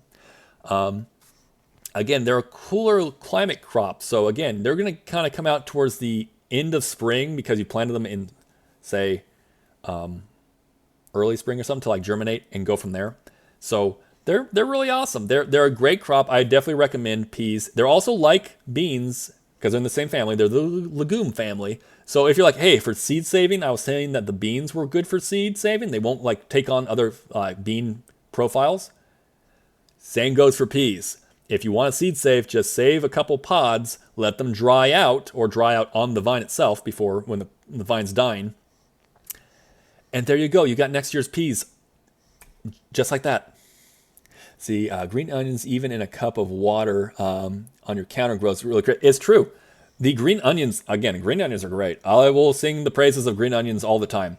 They are a very easy crop. If it wasn't for the fact that garlic was so dang easy to grow, I'd say that this is the easiest allium to grow. But garlic is just that much easy, so that's why it takes that. But they're so easy, and they'll give you I mean, if you're good with, again, I'm chopping over green onions, but if you like let them grow up to this point and then you like in field chop the tops off, but like, keep a solid stem, use this in your cookings and then they'll just keep regrowing. Chop, regrow, chop, regrow. You can do this for a long time. But yeah, you can even do it on like a kitchen counter too. Also a possibility you could do. Heck yeah. Thank you for noting that, by the way, Claire. 100%. I'm going to put lettuce all in the same area too. As far as like ease of operations and stuff, I'd say they're easier than than beets. They're easier than beets, but they're not quite as easy as, say, the beans and the peas, or any of these really. They might have a little bit more finesse, but there's some things I want to talk to you about lettuce. I want to talk to you guys about lettuce. Because there's things that you may or may not know about lettuce. First off, lettuce is a solid crop. You do like a salad? Yeah. I mean, a good salad has some lettuce in there. You can also have non-lettucey salads too. But if you like salad, you can grow these for these big old heads. You can do that. Iceberg pretty much is going to be a head lettuce. Romaine is kind of naturally a head lettuce, but you can do the same process. The different, is that mustard greens? That's a mustard greens. Hold on a second. I didn't realize that was there. I thought that was another type of frilly. Actually, I'll put you just right over here. Actually, no, you're going right below it. There you go. I'm actually going to keep you right where you are. You can do what's called cut and come again. Wait, hold on a second. That's normal how I keep them fresh. And for sure, keep them growing and cut them. Exactly. Just sure to change out the water. You got to change out the water, make sure to keep it lasting long. That makes sense to me. No, it makes sense how it works. You just want to make sure it has the nutrition to keep regrowing itself. Plus, it needs just the water and stuff. It's solid. It's a solid thing to do. We've done it before here when we're just kind of like our own stuff, our own personal. For cropping, you can't really do too much on that, but it's 100% a way you can use them. But speaking of cutting them and having them come again, you could do what's called cut and come again. Actually, in all three of these right here. What you do is, again, here's the crown down here. This little bit right here, that's where all the growth points are coming together. Chop it like right here. See how I'm doing right here? All this lettuce growth up here, you can go into a salad mix immediately. This here, because you did not cut the crown, or any of them, not so much there, you didn't cut the crown, will start to regrow again. So that one head of romaine lettuce that typically you just in the whole thing, we got one, just one. You could have, and I have done this, I do this all the time. This is how we currently are doing lettuce, but you can cut it here, and this one head of like romaine lettuce becomes truly, over the course of the growth season, pardon me, about 3 to 5. 5 was the best I'd ever seen. Exactly. It's the Hydra lettuce. Absolutely. You cut off its head, but not completely. You cut off its head there, and it'll regrow again. I'm going to get a quick drink of water real quick. But yeah, that's the one thing. You can do this with a lot of things. Again, romaine's kind of been noted as a head lettuce. You 100% can do this. You can totally do this. No problems. Iceberg, again, not so much. But like if you're like, mesclun mix, or there's murel, or rouge lettuce, or Cherokee reds, or purple lettuces, you can go ahead, just make sure you don't cut the crown. So long as you do that, you can have it cut and come again several times. So that I planted a total of 10 heads of lettuce. It's possible to get anywhere between 30 to 50 of that back. A heads of lettuce worth of lettuce out of it if you do it right. Obviously, if it's like, hey, we're coming into, say you're about to come into summer. Summer is when it's going to bolt. They hate heat. They do not like heat. Opposite, if you are in the winter and you have crops that are in the ground, like your lettuce is in the ground, and you get into heat, it's going to say again, it's like, we're getting into heat now, I'm a bolt. So at that point in time, you're like, okay, I cut and come again several times, and now I'm about to come into a summer. Let it grow again one last big time, and now go ahead and cut it down here. Now go ahead and do a full harvest. You were able to cut and come again all this time, all this extra bit. Now take the rest of it and get the true, like a head lettuce cut. Yes, you're not going to get that one singular head of lettuce that's like, oh my God, look at it, it's so beautiful. You're going to be able to get a lot of it. And for like, salad mixes and stuff, you can essentially, depending on how you set up your garden with lettuces, you could have salad every single day during the growth season for a lettuce, which is not summer. It doesn't really like summer unless your growth season has a favorable summertime temperature. You could have summer like lettuce all the time. And there's ways to work with it. If your summer, if your summer is like, say, below 90 degrees, let's say, for example, you could get things like Muir, M-U-I-R, is a type of green frilly lettuce that is heat tolerant. You can also go with Cherokee, I think it's Cherokee Reds. They're also heat tolerant. Give them a situation in where they get enough sun, but also get some shade to keep them out of that heat. They might actually be able to grow for you during the summer. Us here, we get over 100 degrees. There's no shot. It's not happening. During the summer, we're done with the lettuce. We cannot manage it. It's just a real big struggle. Other places where you're not having that big a summer, you might be able to do it. But yeah, I see also some chat. Let me go and see. For most plants, if they go to bolt, do you stop growing altogether? It's kind of funny. They'll grow.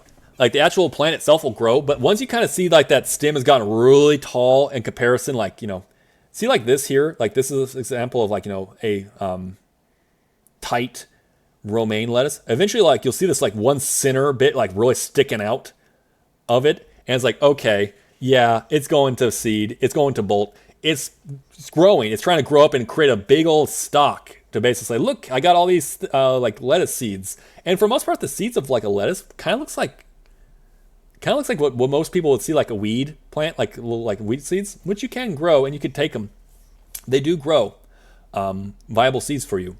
But yeah, once it gets to that part, you could try you could do a bitterness test, which basically I would do is take some of the softer growth. They'll become almost like this dull color. As soon as you see that dullness on the leaf, yeah, that's probably going to be bitter. But take some and kind of bite it. If you taste it and it's that's still manageable, that's still a good taste, harvest it, eat it. As soon as you taste it, it's no, it's too bitter. I've never actually tried sauteing it, but that might be a way you can kind of get around, or sauteing or adding it to a soup, where you can kind of get around the boltedness of it, kind of just stretch it a little bit longer. But yeah, once it gets to bolt, it's going to be bitter. It's going to keep growing rapidly, but the actual plant you're going to want to harvest is kind of go away. At that point, it's going to become more bitter and it's not as pleasant to eat. But yeah, you can do that. And you can do this with a whole bunch of lettuces. Again, iceberg's harder to do. You probably are going to be picking off from the sides. Kind of you have the plant here. You just take the outer bit, Kind of just keep doing that. But iceberg, we're actually growing iceberg this year. We're going to try it out. Because typically speaking, it's got a lot of water content, which is great, but it's not very nutritiously dense. Unlike this one right here, the mustard green. Mustard green, by certain doctors have said, mustard green is probably the most healthiest vegetable or leafy green you can eat. There's a lot of things to it. It is a little bit peppery. It's a little bit spicy. It is one of those cut and come again things where you don't really cut it across the top. You're going to like I was saying, you're going to pick the lowest branch off. Let the top ones grow, and then eventually the top ones become the lower branch. Now pick that one. You're going to keep doing that. And depending on your grow season or what your grow climate is, they will grow insanely. Legit, we have them out in the field right now during the middle of winter. And we did a big harvest. We went to one of the purveyors we go to, or one of the people who sells our product to other homes, direct to client. They got a big harvest, and it took us down a bit. We're okay, sure, but we knew what mustard greens will do, and already they've grown again. Just like bean collector, just like bean protector, they have returned with vengeance, and we now have just as much mustard greens. So if you want something that's going to keep growing for you and really healthy, mustard greens is solid. It's a really solid crop. It will have a mustardy taste. It will be a bit peppery.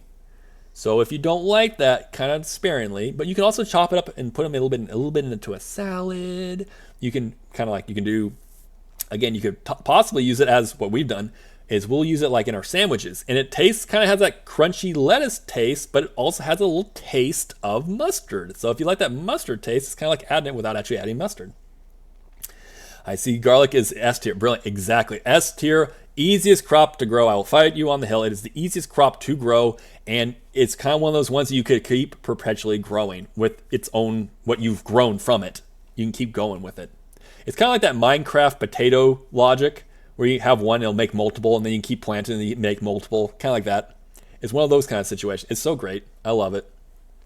But yeah, these, I'm putting them here because, again, you can cut and come again a lot of different things. Kind of like I said with arugula, you can do the exact same thing with arugula. Just don't cut the growth point, the crown. You can grow these a time and time again, get multiple harvests off of one head versus like what most people do, like you just chop the whole thing down this one thing of lettuce. You can get multiple. If that's what you want to do, please do it. Do it, 100% do it. But just letting you know. And again, mustard greens, very healthy crop, very easy to grow. It might not be everyone's taste profile, so that's why I'm putting it down here. But everything in here is a solid crop. If you're like thinking about like easy, anything like here and above is like really easy to grow. Over here gets less easy, but like, maybe with an exception of that. But yeah, it's the only two things are down here. I wish I could put ginger higher, but it's not an easy crop to grow. But it's amazingly tastes. I'm gonna kind of start. I need to speed run these real quick, so forgive me. But kale is also gonna go. Kale's going here purely off of the fact that it's easy to grow. It'll do cut and come again, where you can kind of like take the lower bits and kind of keep going. Once it's gone to seed, it'll flower up this yellow flower like all the other brassicas that we have here on the list. And it's actually delicious. You can add that to a salad, and the flowers themselves, the things that typically note like, hey, yeah, no good anymore. Yeah, it's still fine. The actual leaves themselves are still fine. And the flowers themselves are delicious. Or if you want to, you can leave the flowers behind, and the bees will thank you so much for it. So if you're thinking about your pollinators, they will love you for it. So that's an option as well. Let's see. Kohlrabi. Kohlrabi is one that I recently grew, and it's actually a pretty solid crop, not going to lie. I'm not sure it's going to hit everyone's profile as much, but it's definitely a try it out kind of crop. I'm going to put your kohlrabi right here near mid B, because again, you'll take this, and you can eat the tops, you can take the bombs and kind of shave the bombs off, but you can almost use it like a healthy chip, like you chop them up like you would like a potato chip kind of thing, and use that with like, whether you're eating it hummus or, it's very kind of a benign taste, so it's not going to overpower anything. It's super good. It's super good. I would love to try kale. Let's see, kale for soup. Kale in a soup is awesome. And also another thing, I guess I'll give one other thing I've noted about kale, is that if you kind of rough them up, like, you kind of bruise them a little bit and then chop them, it also like releases, I'm not sure what the chemical is in them, but basically it like releases it and it makes it taste better too. So whether you're like in a soup or something like that, yeah, definitely try it out. I definitely recommend it, Pesky, if you're like, I want to try it out. And like your own garden, they're solid.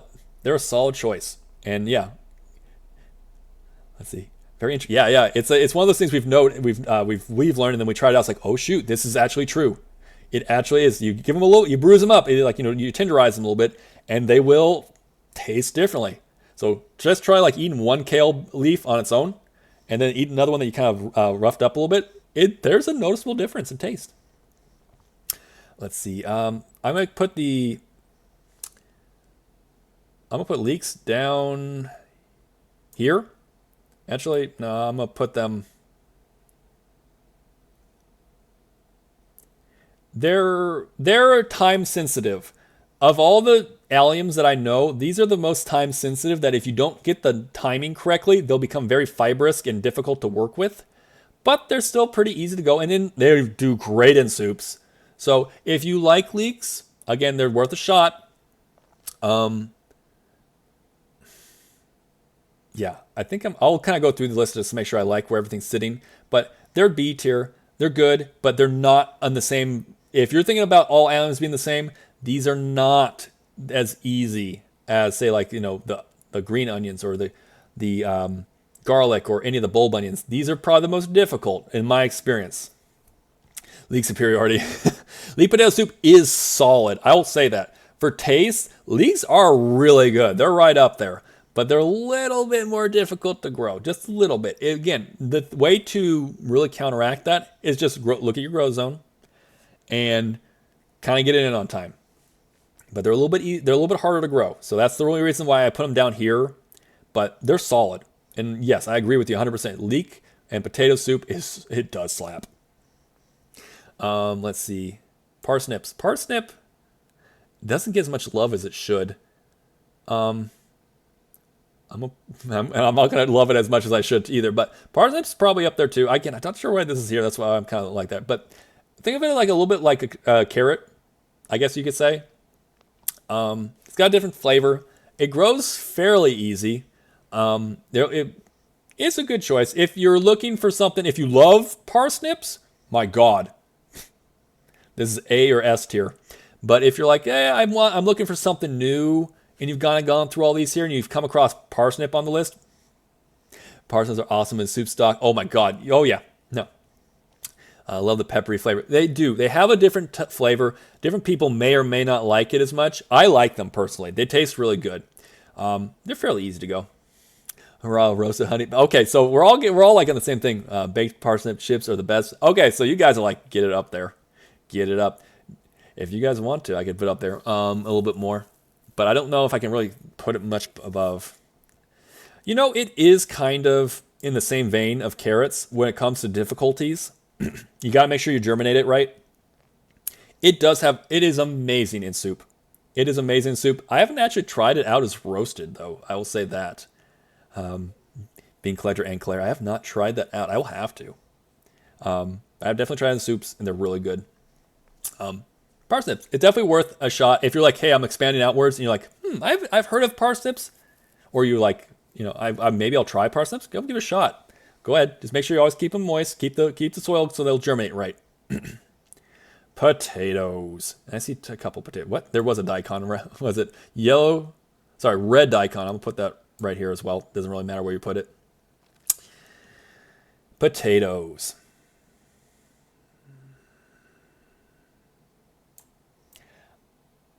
This is all pretty much the same. I'm just kind of putting there. Look at this. Potatoes.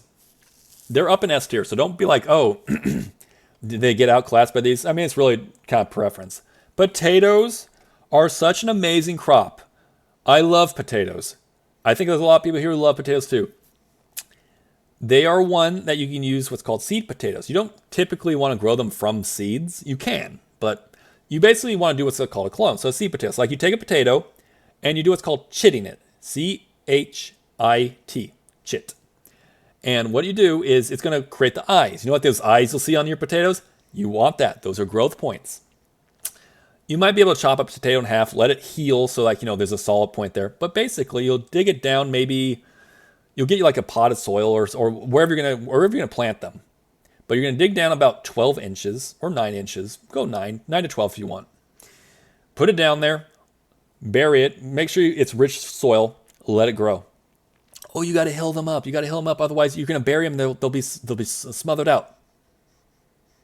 No. I've done it both ways, where you have to keep hilling them up, keep adding more soil to them, blah, blah. You don't have to. That's just extra bit of fluff. You just grow it all in one thing. You do this, and they'll grow up. They'll start growing a bit more. You'll see flowers eventually. When you see flowers, that's kind of your signal saying they're about to be harvestable soon. When you start seeing a bit of the growth start to die off, you now know we're ready to harvest. And this is where it becomes fun.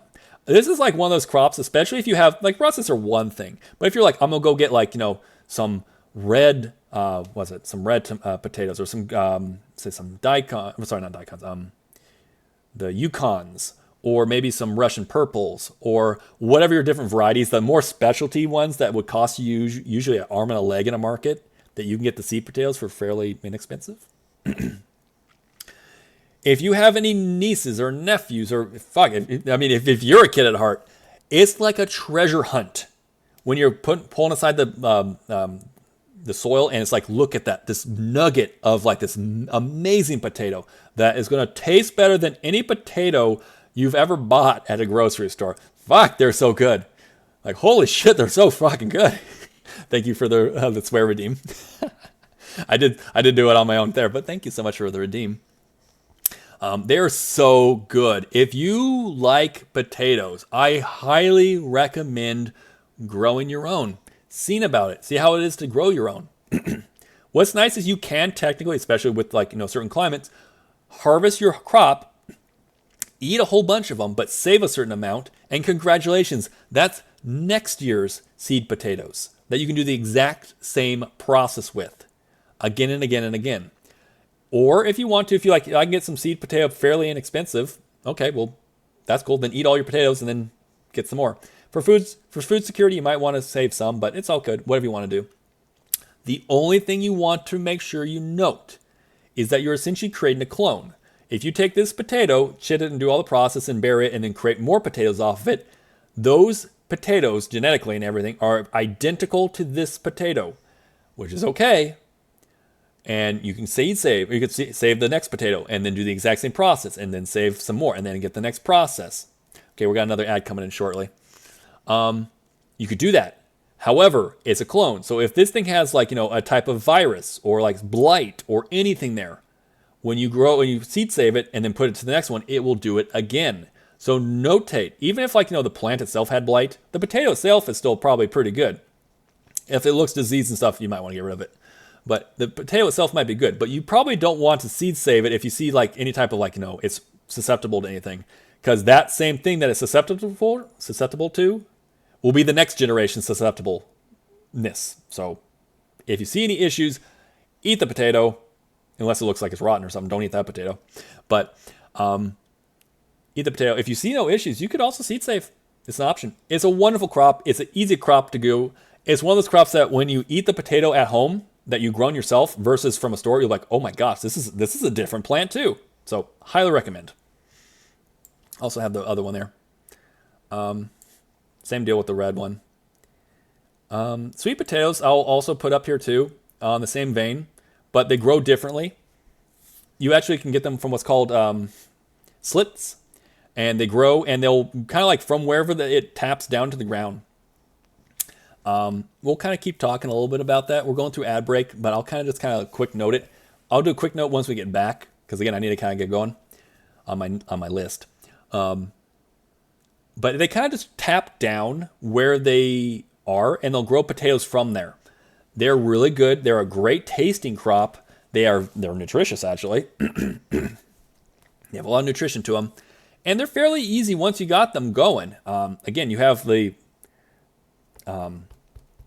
soil that you're at, so they'll tap down and start making you more of the potatoes. And again, you can kind of do the exact same thing like potatoes, where you have one that you have, and you can grow it and seed save with another one or two of these potatoes that you got, hold it aside, let it overwinter, or keep it in a nice spot to overwinter. Then towards spring, you can go ahead and start doing the process of growing them out and repeat. Again, you don't need to keep buying more slits. And how to do slits, how we've done it. Because there's a lot of things on the internet, how to grow your own slits. There's one real good way to do it. Take a container of some sort, fill it up or half fill it up with soil. Go and take your potato, your sweet potato, and kind of shove it into your soil so that half of it is under the soil level and half of it is above the soil level. Wetting it down a little bit. Kind of make sure that, it keeps moist, but don't overwater. Otherwise, you might have some issues with mold or something, or fungus or something like that. But kind of just keep doing that. Over the course of time, might take a little bit of time, but it will tap down. I've had very good success with this. It will actually take the part that's touching the soil will start to tap down into the soil itself and create roots. From there, that's where the slits are going to come from. So one potato will become 15, 16, 17 slits. I think the best one you could do, it's like a Johnny seed. It's you can get 20 slits for $50. You can essentially get one sweet potato and get $50 worth of them, pretty much. It's insane. It's insane. I'm not sure why they cost so dang much, but I digress. Point being is that it's a very easy crop to go ahead and make more of itself. It's delicious. You just got to make sure it's got enough water and good soil. That definitely goes for a lot of these crops, but particularly these ones right here, the potatoes and the sweet potatoes, same thing goes. Same thing goes. So, yeah. I'll wait for everyone to come back, and then again, we're going to kind of lightning round. I got some over here. I'll kind of put some of them together, and we'll kind of go from there. Actually, hold on a second. The cabbage. The cabbages need to go with the other cabbage. Because the red cabbage in that, unless you're playing Stardew Valley where you need a special type of cabbage, yeah, I wouldn't, yeah, we're good either way. There we go. Well, welcome back, everyone. We didn't really do too much. I just kind of discussed a little bit about how to do sweet potatoes. Sweet potatoes are great. They'll tap down where you need to go. You can kind of perpetually keep going with them from the potatoes that you have already. Take some soil into a container, wedge this thing halfway into the soil, keep it watered, but not too much water, and slips will start coming off of them. So you could perpetually keep making your own slips. And like Johnny seed will be somewhere in the neighborhood of about like 20 slips for like $50. So you can get $50 worth of starts without paying $50 worth of starts. So good to know. Hey, thank you, by the way, for that stretch and that hydrate there, Claire. Appreciate it. Thank you. I definitely need to keep my throat lubricated. I'm talking. So yeah, they're great. I also moved the red cabbage with the other cabbage because there's not much else to really say on that. I will put this here because I didn't see anything here. Pumpkins, I will put alongside.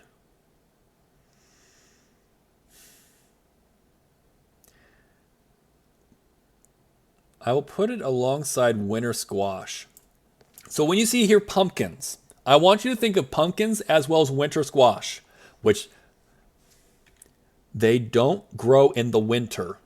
They grow in the summer, and they will be able to be hardened off to the point, or like, cured, so you can enjoy them during the winter. Unlike, say, the summer variety, which are like zucchini and stuff. So just note, it's not one that grows in the winter, just so you all know.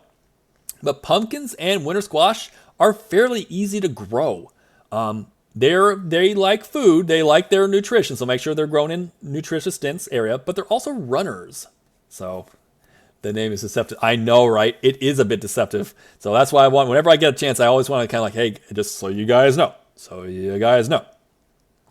But winter squash or pumpkins both do the same thing. So imagine, if you would, you planted a winter squash right here, and it's going to start trailing out and everything, right? So it's trailing out all its different vines. So let's say it's going to follow this vine. And it kind of is growing, and right around here it decides, I'm going to tap down. So now it puts a root out down here. So you have a root here, and the original root, as well as all the other roots that were created from other tappers. So this vine over here, this right here is considered one plant. When it tapped down here, this is now a new plant, and it's going to go off there. So this one plant you can kind of assume will make about 8 pumpkins or winter squash. And when I talk winter squash, I'm talking like, acorn squash, butternut squash, spaghetti squash, delicatas. There's a ton of them. There's a ton of them for you to go ahead and explore and like and love and try out yourselves. So say you got 8 here, but that was on one plant. Well, remember, this is now considered a new plant. So now this plant over here will make 8. And as it taps out further, that new one will make 8. So if you have a lot of space for it to roam and kind of tap down, one plant will get you an insane amount of like butternut squash or pumpkin. Again, all the ones I was telling you about, with the exception probably being acorn squash. They're kind of like one singular plant, really, but they could tap down. With that said, you can get a certain amount of them, and they store well. They're good, actually, right off the bat. As soon as you pick them, even if they're not really cured, you can eat them immediately, and they're delicious. You make amazing soups, or you can roast them. There's so many things you can do with them. But also, if you're like, I need it for storage, I have a great place to store them in the right temperatures and everything, but I can't eat all these at one time. You're going to do what's called curing them. So you're going to wait until, like, you can't pierce the skin in field with your thumbnail. If you can't do that, they're pretty much ready. Chop them off the vine.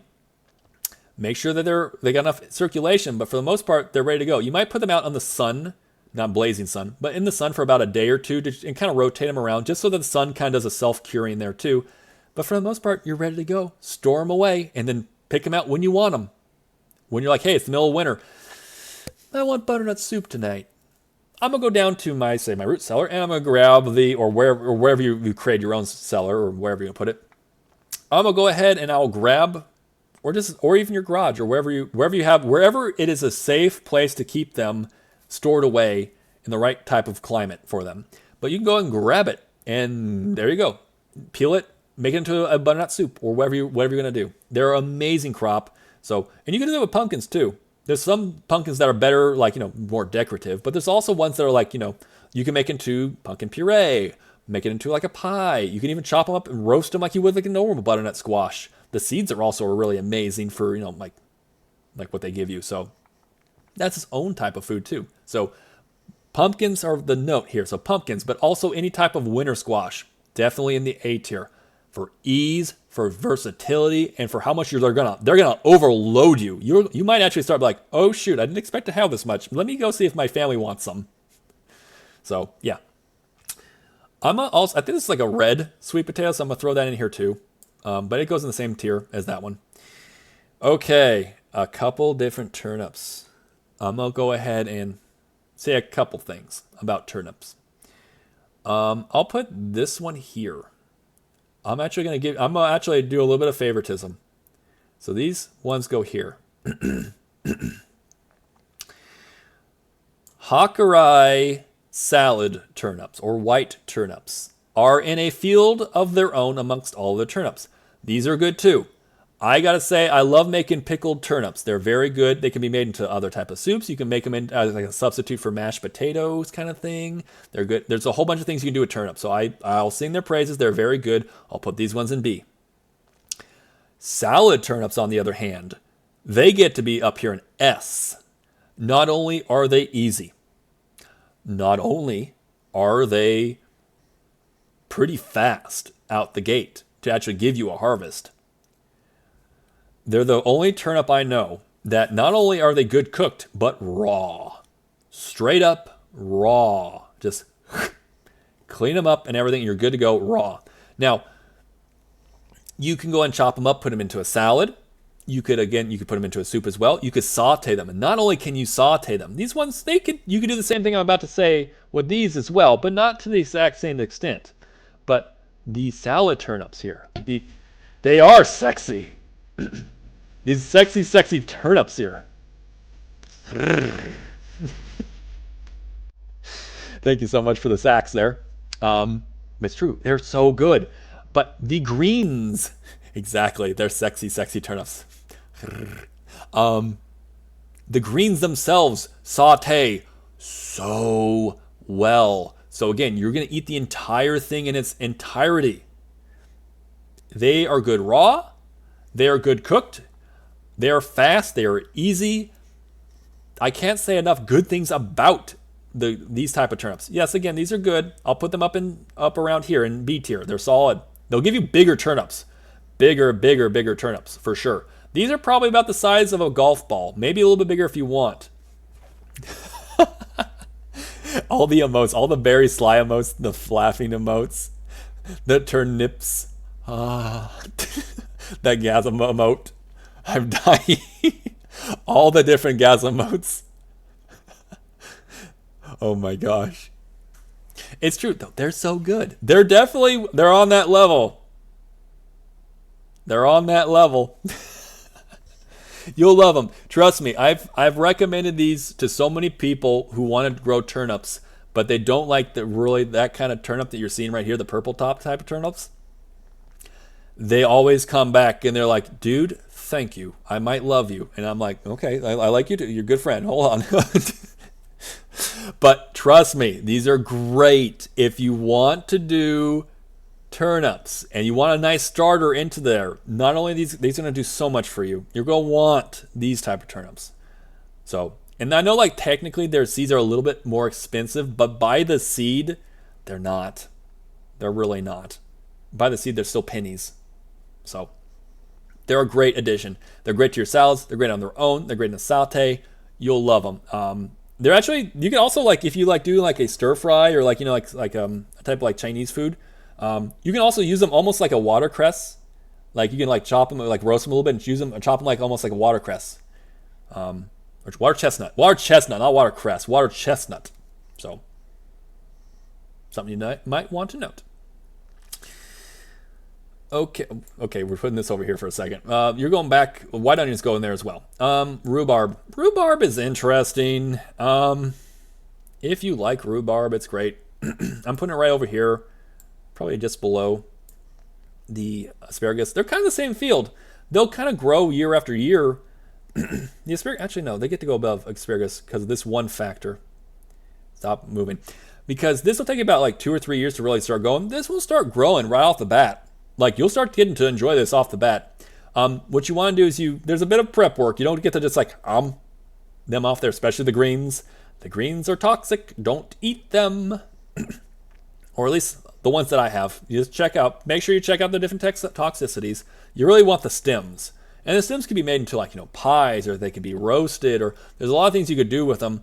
Definitely check out recipes. Again, I always have a little disclaimer whenever I'm dealing with anything that might be a little toxic. And again, the leaves, from what I know, are toxic. So check them out. But they're one of those plants that you plant, and so long as you overwinter them properly, they'll come back year after year after year again. So something to note, something to know. Spinach. Spinach is the last one before we get to the summer squashes. Spinach.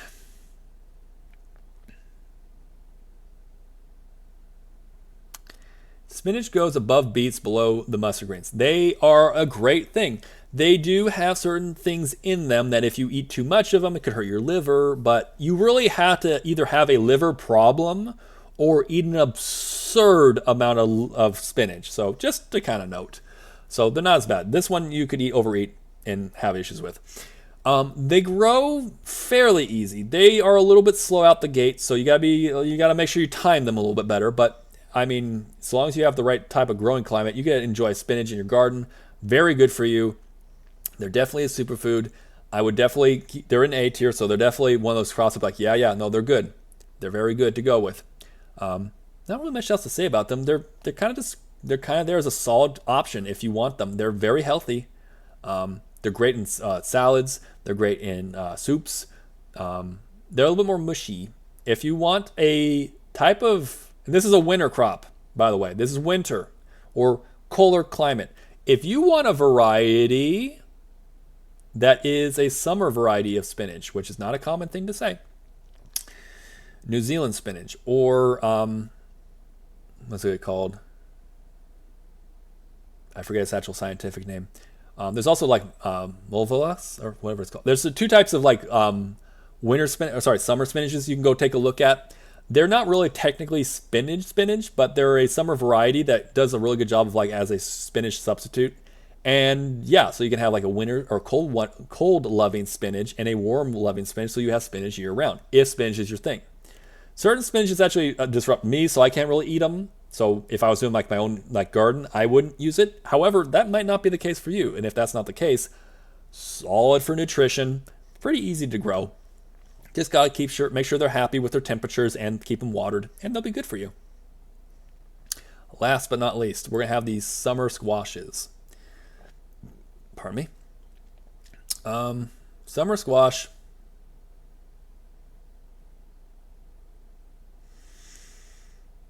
Summer squash. Oof.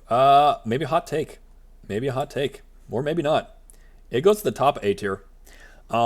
It's going to beat out the arugula and these are literally all these ones right here are fairly easy to grow and everything. Also, thank you so much for the stretch, the head pat, and also the hydrate. Thank you, Zuckness. You've been taking good care of my health. You making sure like, hey man, I'm taking care of you. You making sure you're good on this. I appreciate it. Summer squash or zucchini or yellow zucchini or whatever you want to call it. I appreciate it, man. I do. They're easy to grow. They are probably the one of the plants that you could watch a plant grow overnight. They really are. They're kind of insane. People on the internet will meme it. I know he really is MVP, especially like health and taking care of me and stuff. He's always coming on in here and just like, I got you. So thank you, Zuckness. MVP status. Yeah, I don't think I'm about to tell you guys anything. That's why I'm kind of like stalling. I'm like, I don't really know if I'm about to tell you guys anything that you guys don't already know. But like, yeah, whether you're going for like the yellow variety or like, Zephyrs, which is kind of like a yellow and green, or the spotted or the striped ones. Then you got like normal standard zucchini. They grow fast. They grow easy. There's the female flowers, which you'll be able to note will grow the zucchini. And then you have the male flowers, which are good for pollination. But if you have an overabundance of male flowers, you can always pick them off and use them as like a fried salad. Was it fried zucchini flower? Or you can even chop that and put that into your salad itself. So that's an option as well. But they grow fast. You can make desserts like zucchini bread out of them if they get too big, which is kind of nice. If you keep them kind of small and tender, they go good in like their own little thing here. You can roast them up with like garlic. You can put them all kinds of different things. You can make boats out of them, like zucchini boats. They're great. They're great. They're right up there. They're so easy to grow. And once you've got them, you're gonna feed the entire neighborhood essentially. So, and with that, I say that's pretty much it. Again, I don't have anything for here. No F tiers. I mean, if I want to do that, but here you go, everyone. Here's your different tiers. So A tier, for those who are just listening, they are not able to see it. I will tell you what you have here so you can just keep lurking. S tier, you have garlic, tomatoes, cherry tomatoes, potatoes, sweet potatoes, broccoli, and Hakurai white turnips. These are all great.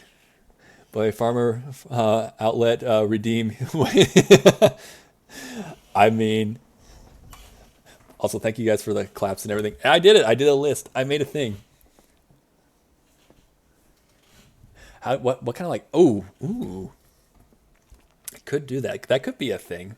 I need to go talk to getting that as an outfit like Redeem, but that wouldn't cost that much either to do. Like I could do that. I like that idea actually, Tumbleweed. By the way, hi Tumbleweed. Good morning or afternoon, whatever it might be for you. Okay, so I see several people are like, yes, or farmer's hat. I mean, I could maybe both. Get the full-blown farmer outfit, maybe. I mean, I'm down to do that. I could talk to the artist who did my VTube model and see if they can do assets. If not, then I can always look at other people who could do assets as well. I like that idea. That could be a redeem where it's like you hit that model and then it would switch over to this outfit versus the other one. Like it's a wardrobe change, you might say. But let me go in and quickly just read off real quick for everyone who might be just listening, not watching. So you guys know what exactly I was talking about. This is, again, all for ease of growth, taste, big bang for your buck, all the different things like that. Again, anything that's on this list, you can grow. Please don't be like discouraged, like, oh, I really wanted to grow some celery, but it's in the low C tier. Why would I do that? It's like, no. If you want to do it, I kind of went with like ease / bang for your buck. So S tier was, again, garlic, tomatoes, cherry tomatoes, potatoes, sweet potatoes, broccoli, and Hakurai turnips or white turnips.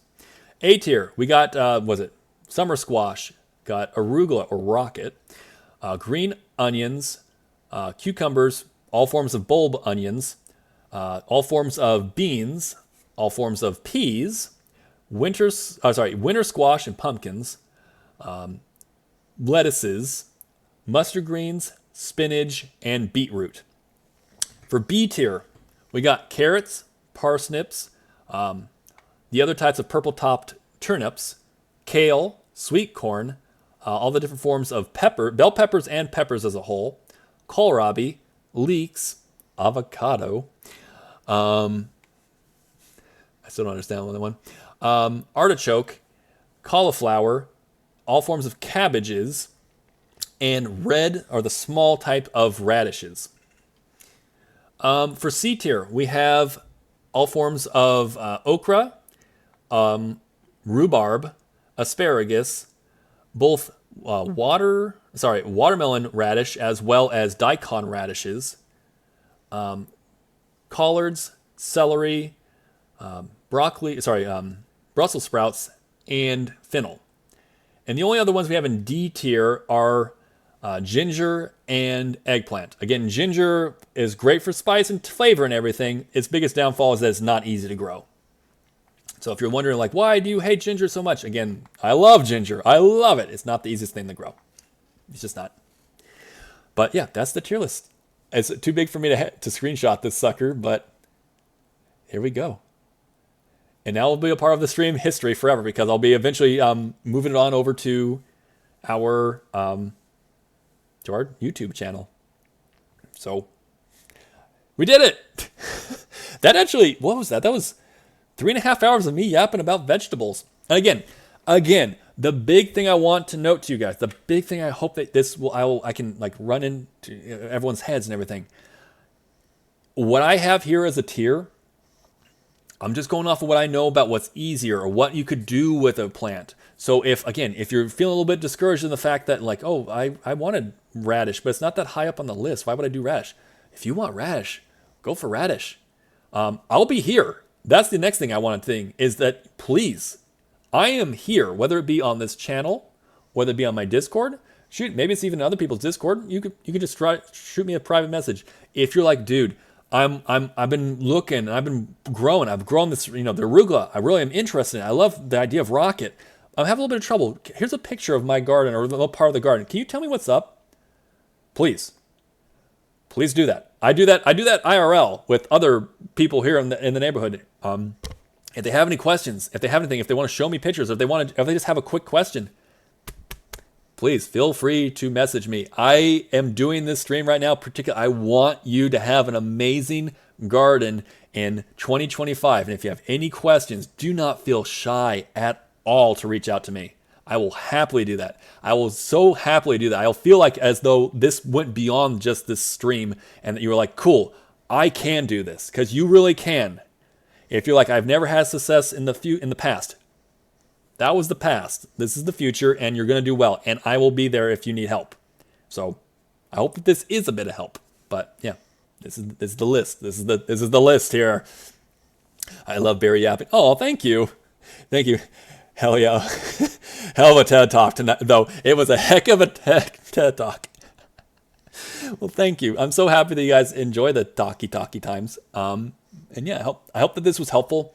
Again, go for it. If you have questions, please feel free to ask. If you're or the opposite. You're like, yo, dude, you said that zucchini was so easy to grow and I had no idea. Check out this. And it's just like a plant full of like zucchini.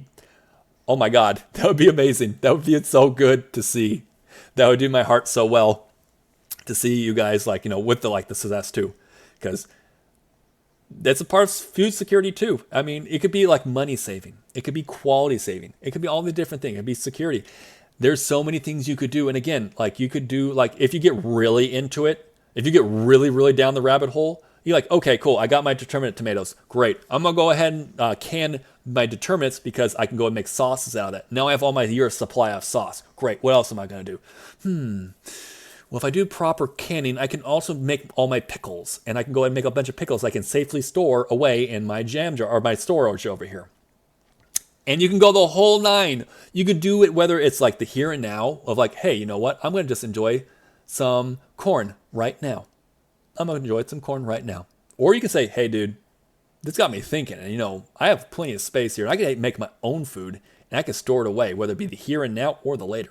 The choice is yours. The world's your oyster, and especially if you got space. So, but you can also do this on not a lot of space either. There are full-blown farms that operate on like a quarter acre. They're called micro farms. Like we're a micro farm of like 5 acres, but they do what's called high intensity rotational growth, and it's possible. So if you're like, I don't got much space, or I got a patio, there's things you can do. And if you are kind of like, I only have a patio, or all I have is this amount of space here, talk with me. I can help you out. I've taken spots that are not big and I've grown in it. So please feel like you can ask me anything about this. If I've piqued your interest in potentially growing this year, feel free to contact me anytime. Ask me any question. There's no dumb questions either. There's no, you can, and I'm not like, Olo, you were saying something about to come again. I didn't quite understand it. Can you repeat that again? I'm not going to think anything less or anything. Please, I'm happy the fact that you remembered it and you want to do something about it. So this has been a huge TED Talk, and this has been a lot on the last little bit, but I've been listening. It's like a podcast while doing work. Oh, awesome. It's been really fun listening and learning about crops. Oh, that's awesome. I'm happy to hear that. I'm so happy to hear that. So, yeah, please feel like this podcast can go well beyond just the here and now. I hope that this has encouraged you guys to do your own gardening this year. And again, please, I'll say it one last time. If you have any questions or you want to just chat about gardening or in general other things too, but or on the Discord. I'm on Discord. So anyways, thank you all so much for being here. I need to get going because it's 8 o'clock and I still have so much construction to do today.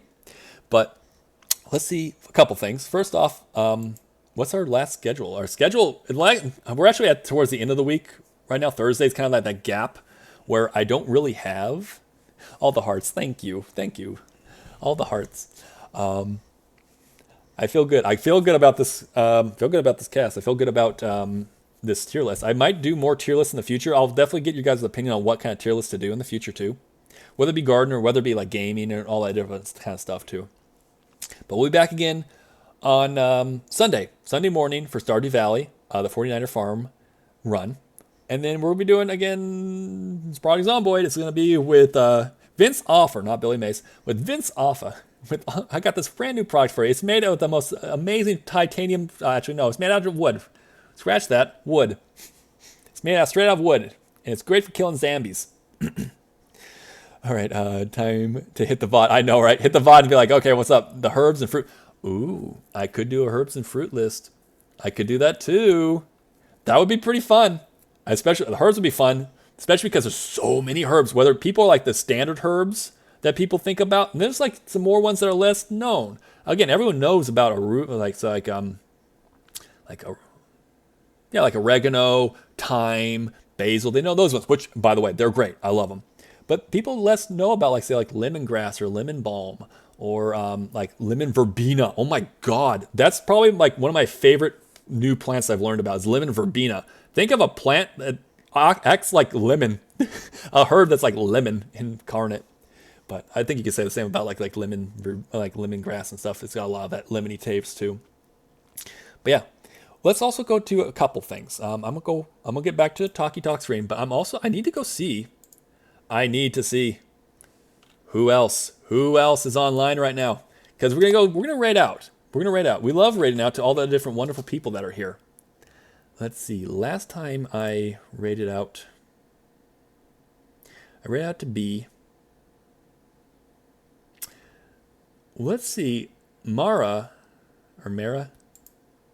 is also streaming. I haven't raided to her in quite some time.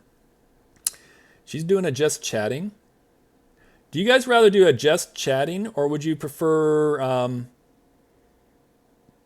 or would you prefer a game or art? If there's a certain one you guys are like, I'm more in the mood of right now. I know like we're going from just chatting to doing just chatting to just chatting makes sense. But also if you guys are like, no, I'd rather get into like some gaming maybe now. Maybe some gaming, or maybe like I want some art. If you guys have a preference, let me know. But I'm also going to go ahead and get over to the ending screen. That way I can go and shout out all you wonderful people who are a part of this pod. It's not just me here. You guys are all part of this too. And there, look at all these people coming on out. So I think if you guys don't have any particular preferences, none that you're like, I really want to go for.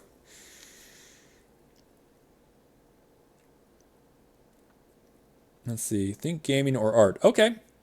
I was starting to go that way. I was like, maybe going away from chatting. I'll definitely raid Mara at another time. Yeah, sorry, I missed you. Hey, sure, how you doing? No, don't worry about it. No worries. You're totally good. Good to see you. Good to see and hear from you. We have this pod train going on through, which everyone here on chat will definitely a part of that as part of the pod train too. So maybe you'll see your name flying on by. Thank you guys so much for being here. Thank you so much for being here, especially in this new type of formatted of a stream. Because I'm like, I don't know if people will like it. I might be at the end of it. I'll be like, all right, so who's here? And it's like no one. Like, but you guys are so sweet and amazing. So the no one wasn't really a fear, but I wasn't sure how well it would do as a whole. And the fact that you guys are so interested and like involved in it too was like exactly what I was hoping for. Exactly it was really, really awesome to see. So thank you guys so much for being a part of the stream. We're going to go to Trunks. We're going to go to Trunks because Trunks is awesome. Trunks is a part of the crew. And I don't know what this game is. The star is named EOS. We'll do that. We're going to go to Trunks. How about that? Thank you so much for the stream, Mary. This is awesome. I'm so happy to hear that. Thank you guys so much. It's so good to hear that. Like legit, you go from like this kind of like, I hope people like it. And then like, you know, when people are confirming like, no, it was good. Like it does me very well. So thank you guys. Let's go ahead. We're going to do raiding Trunks. She's awesome. So we're going to see what exactly, this looks almost like a detective game. It looks like maybe. Let's check it out. Let's go with Trunks. So that's the raid message. If you guys want to take it just as is, great. If you want to change it up with maybe some berry emotes or maybe some of your own emotes, whatever you guys like to do, the choice is yours. So I'll see you guys over in the other raid. If not, then I will see you another time. You guys have a wonderful rest of your day, and I'll talk to you later. Bye.